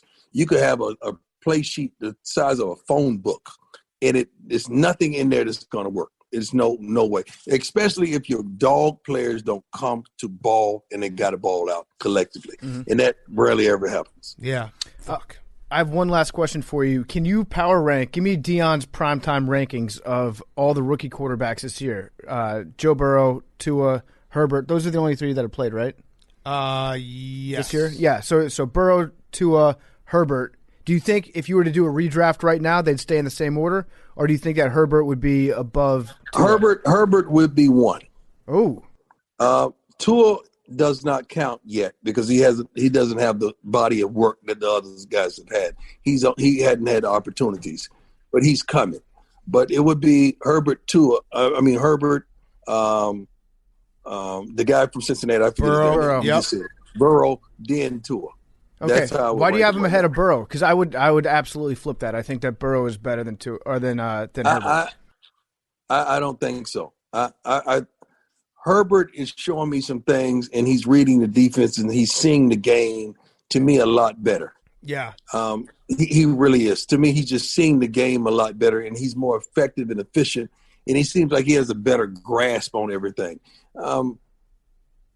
Burrow is – you got to understand he's number one pick, so you have a different expectation, and you're giving him some credit that – and he's playing for the darn Bengals. They're down every game, and they got to throw their butts off every game. But this guy, Herbert, man, shoot, ain't nobody expect this, what he's doing. He has them in every game. And Big Cat has phenomenal stats that they keep losing by less than a 39. touchdown. 39th time in the last 5 years. And that was such a – Gruden did everything to give him that game by the way he coached down the stretch too, like punting the ball and the Chargers still – like, just so painful that they end the game on the 1 yard line. You got to go to your dog in two plays. You cannot not throw the ball to your number one receiver 2 straight plays. It's no way. I don't care if you got to motion him to create the matchup you want. It's no way you don't go to him. I do like the last play call when you had quads to the left and you had a single receiver backside, and that was a great read. But you got to get your main guy. There's no way in the world. And that's when you lose – guys in the locker room say, hey, man, we paying a guy $15, $16 million and we ain't throwing to him down the stretch. Yeah. I mean, that's just like Arizona today. Not throwing the ball to Hopkins during the whole first half. How can you have a dog receiver like that you traded to get and you don't even throw to him the whole first half? The Chargers absolutely love the goal line fade. They love it. I wish I loved anything as much as Anthony Lynn loved throwing a goal line fade like 4 straight times. You love your shade. You love your shade. Right. I like wearing sunglasses more than the fade. But if you're playing cornerback, like, to me, that seems like a pretty – if you had to make a choice between, like, knowing that it's going to be a fade, defending that fade, that seems like a play I would welcome as a cornerback as opposed to something a little bit more creative. Not today. Today's game is tough because not only do you have the fade to deal with, you got the back shoulder fade. So if you have him covered, they're going to put it on the back shoulder. That's the hardest thing about that route right now, nowadays. So you don't want to give up the slant because you're backside on the island by yourself. So that really was a great call. It really was. Deion, my last question is Stephen Chase here. Do you have anything you want to say to him? I could put a headphones on. Chase, I love your play.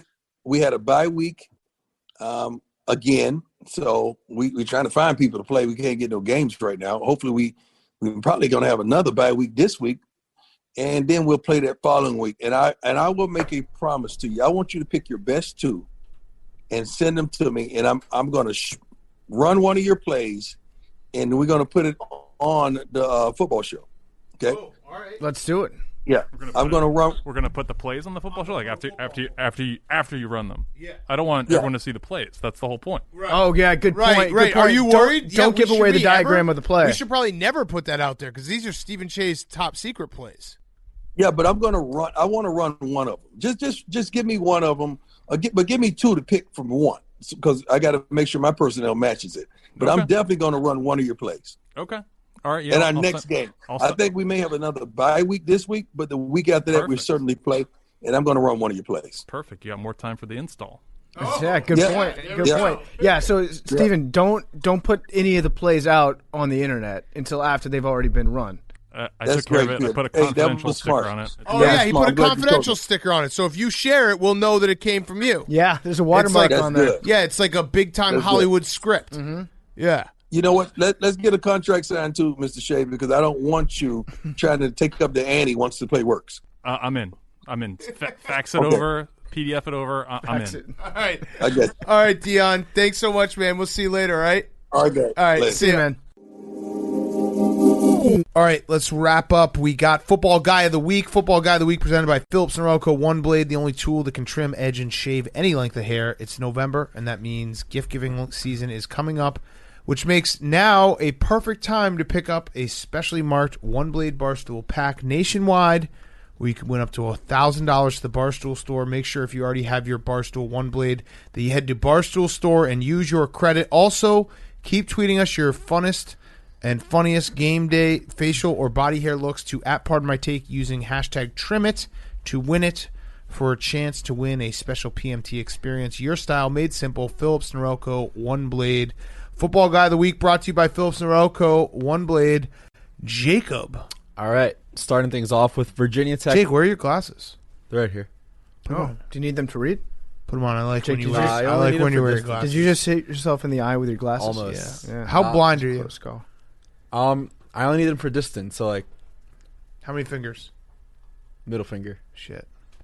Got me. But I'll put them on for you. Classic guy joke.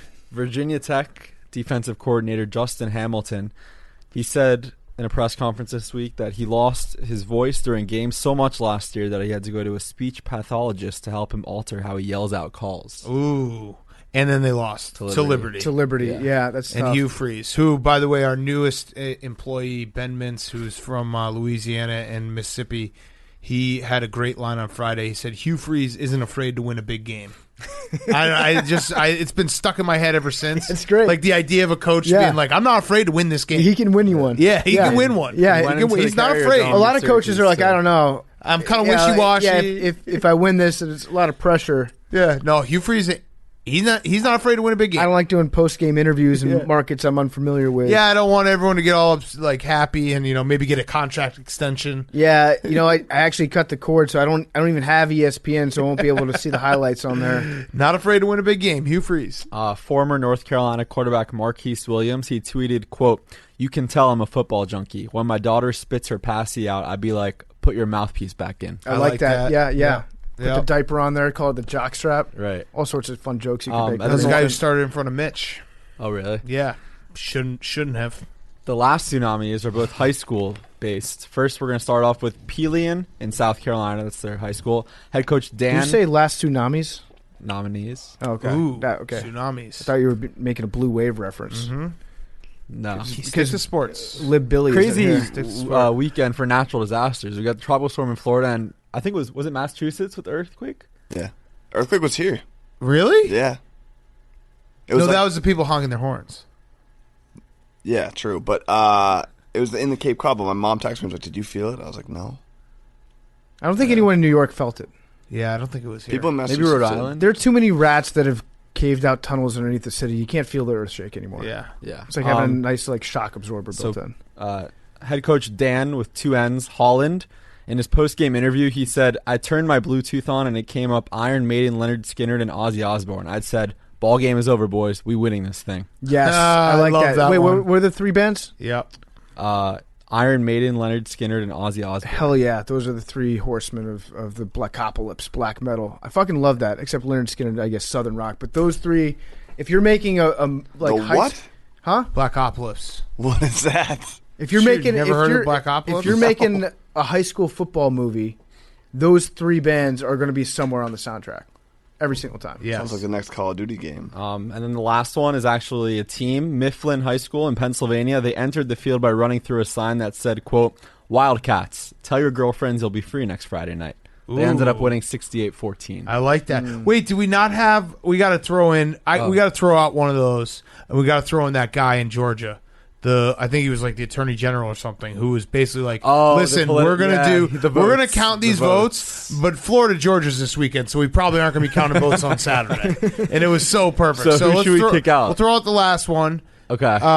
And throw in that guy because that was unbelievable. He literally was just like, just so the country knows, big weekend. I know it's an election, but Florida Georgia is kind of bigger than that. And I was like, yes, that guy knows what's that, fun deal. That guy was absolutely like dreading this scenario going into this election. He circled it and was like, God damn it. World's biggest cocktail party, and they got a fucking election. All right, so Phillips and Rocco, One Blade, Football Guy of the Week. Vote, vote, vote. Thank you, Jake. All right, who's back of the week to finish us up on a Football Monday? Henry. My who's back of the week is the Masters. Yeah. Okay. Masters week this week starts on Thursday. Yep, be respectful, please. I'm ready for a lot of videos about azaleas, why they're not there this weekend, the course is going to be different. How the course has been maintained. Like, that is just going to get hammered into our heads over and over and over again. But I'm here for it. But it's going to be a lot of like, you're used to Augusta in the spring. This is Augusta in the fall. Yes. Oh, I'm very excited about it. Yes. Like, what new plants are going to be blooming? Maybe they're plants we don't even know about that are down there that only bloom in the fall. Are they going to be spray painting the greens? I don't know. And I am going to miss people talking about how Jim Nantz does not get to go straight from the Final Four to Augusta this year. Yeah. They always That's the talk about journalist side of it, folks. Yeah, he gives away his tithe and hops on a plane to go to Augusta. So what's he going to be doing on Sunday? He's not calling football. No football In on fact, Sunday? next Sunday, 5 1 p.m. games all on Fox and 6 4 p.m. games. It's got to be the first time there's more late great. games Too than many. earlier. Too many. 5 and 6. That's chaos. You got to The witching hour is late. I'm the exact opposite. because you wake up at fucking like 2:00. No, that's not true. But it's you want Yeah. chaos later. Yes, No, like I I'm nailed awake it. for the 1 o'clock games. It's not like I'm asleep ever for the 1 o'clock games. But But it sucks when you get the rush of football and then you're like, oh, that was great. There's only 2 games on now. I agree. 2 games sucks. 3 games also sucks. 4 games is perfect. Anything over 4, and it's like you don't have the taper off. It's just But this too is gonna much be the madness. reverse. Yeah, that's too much. I don't know. I don't know I if don't I have know. the stamina for that. there are going to be all sorts of unintended consequences for us observing the build-up over the course of a day that doesn't climax until like That's 6:30 Dude, p.m. that means I have to spend 8 hours with fucking Siciliano. Fuck that, dude. I'd rather have a bullet in my head. I'm here for it. Jesus. What? That's too far. No, it isn't. I mean, you said... Never mind. Yeah, I mean, you could say I said a lot of things. Whatever. Yeah. He knows I'm joking. Yeah. All right. Wait, what's your who's back, Ink? The Masters. Oh, yeah, the Masters. Yeah, Masters. All right. Well, my who's back is Brooks Koepka. Yeah. Because Brooks Koepka's back. It's a major. He's going to dominate. I'm certain of it. I'm going to throw out all the record books of everything that Brooks has done over the course of the last 2 weeks because it doesn't matter. Masters are here. He's locked in. And for the first time in a long time, it looks like he has an actual rival. Yeah. And it's good for golf. We're ready to go. Having Brooks Blashin yeah. being a legitimate major, legitimate asterisk major champion Asterisks, no with fans. no fans around. No fans. Like an up-and-coming potential threat towards Brooks's major tournament dominance. It's good for golf to have that rivalry going. And rivalry and pressure really brings all the best qualities out of Brooks that we know and love. So I'm very excited to watch Brooks play this weekend. I'm sure he's going to dominate. Yes. Another who's back of the week is touchscreens. Touchscreens on television, we're back. And Too soon. You have to pick a side. Are you a John King guy or are you a Stavrovsky guy or whatever How his about name that is guy at John MSNBC? King having to work like every single day, and also Dana Bash having to work every single day with their exes? Yeah. And That's wild. John King, I don't know if this is true or not, but I heard that his elbow is like fused into place. He actually can't bend his elbow. Whoa. He also he's short. He's a short. He's a short. And you can't tell because Wolf Blitzer is very short. He is a big time short. Wolf Blitzer is a little baby. Yes. He's a short. Fun fact about Wolf Blitzer.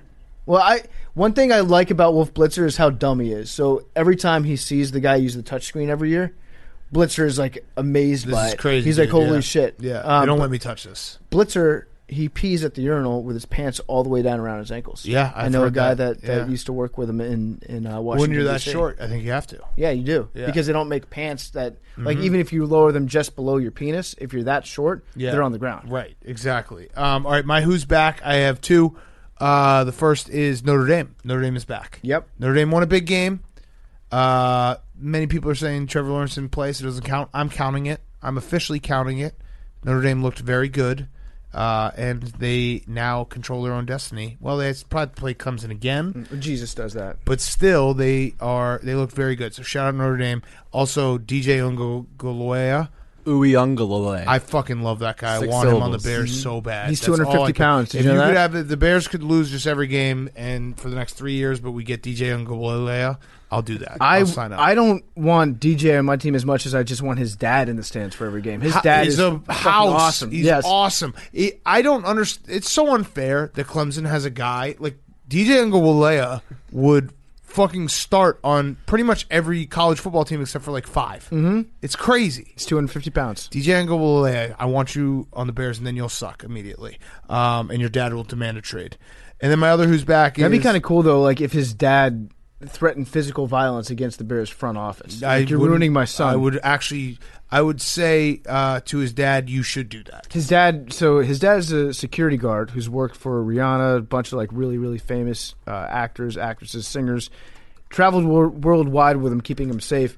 It'd be funny if on draft night, his dad, like the Jets or the Bears, tried to draft him, and his dad just like stepped in front of their general manager. Was like, no, He no, should. step away. If he's a good Not- dad, not he my should. son. He should. The mother who's back is no case gang. I cracked my phone. It's dead.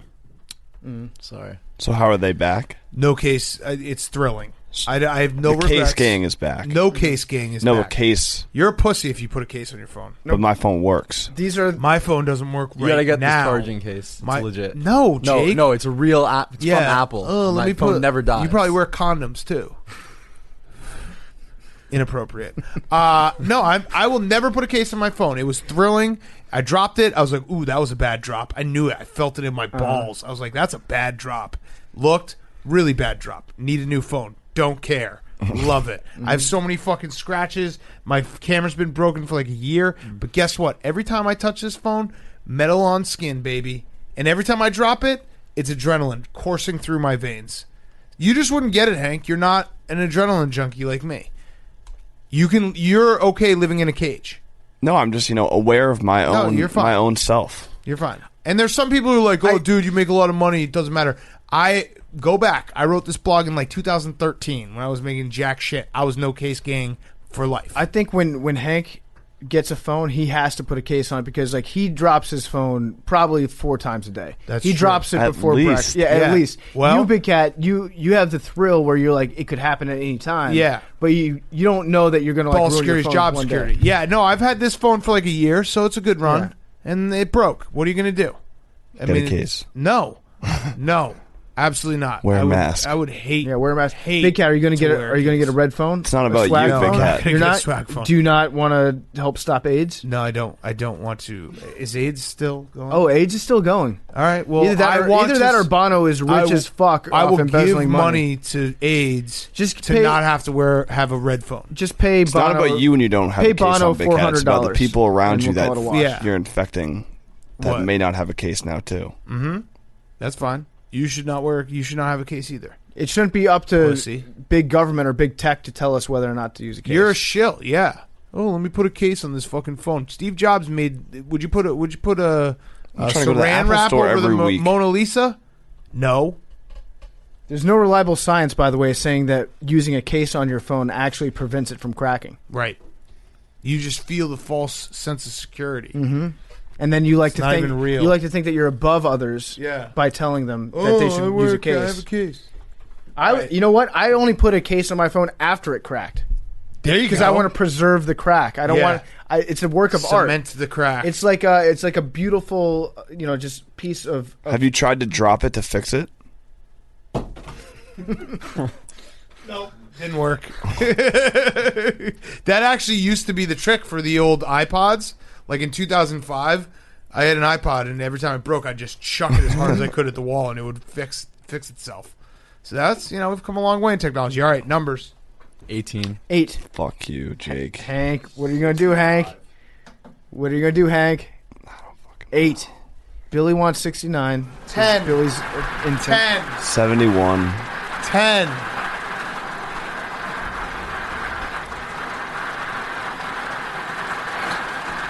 62. Damn it. Boo. It's close. It's close. All right, we'll see everyone Wednesday. 62, first timer. Love you guys. Jake, do you have an animal fact? No, but I do have the name of the Georgia elections official. His name's Gabriel Sterling. So we'll see. Okay. Wish it was like an animal fact. Okay, here's a good animal fact. Prairie dogs kiss. That's cute. Love you guys.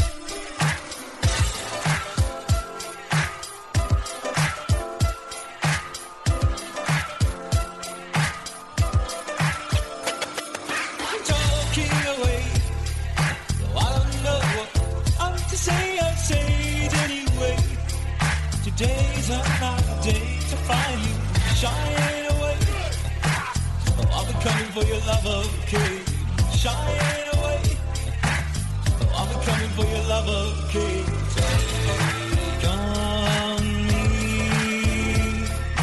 take me on.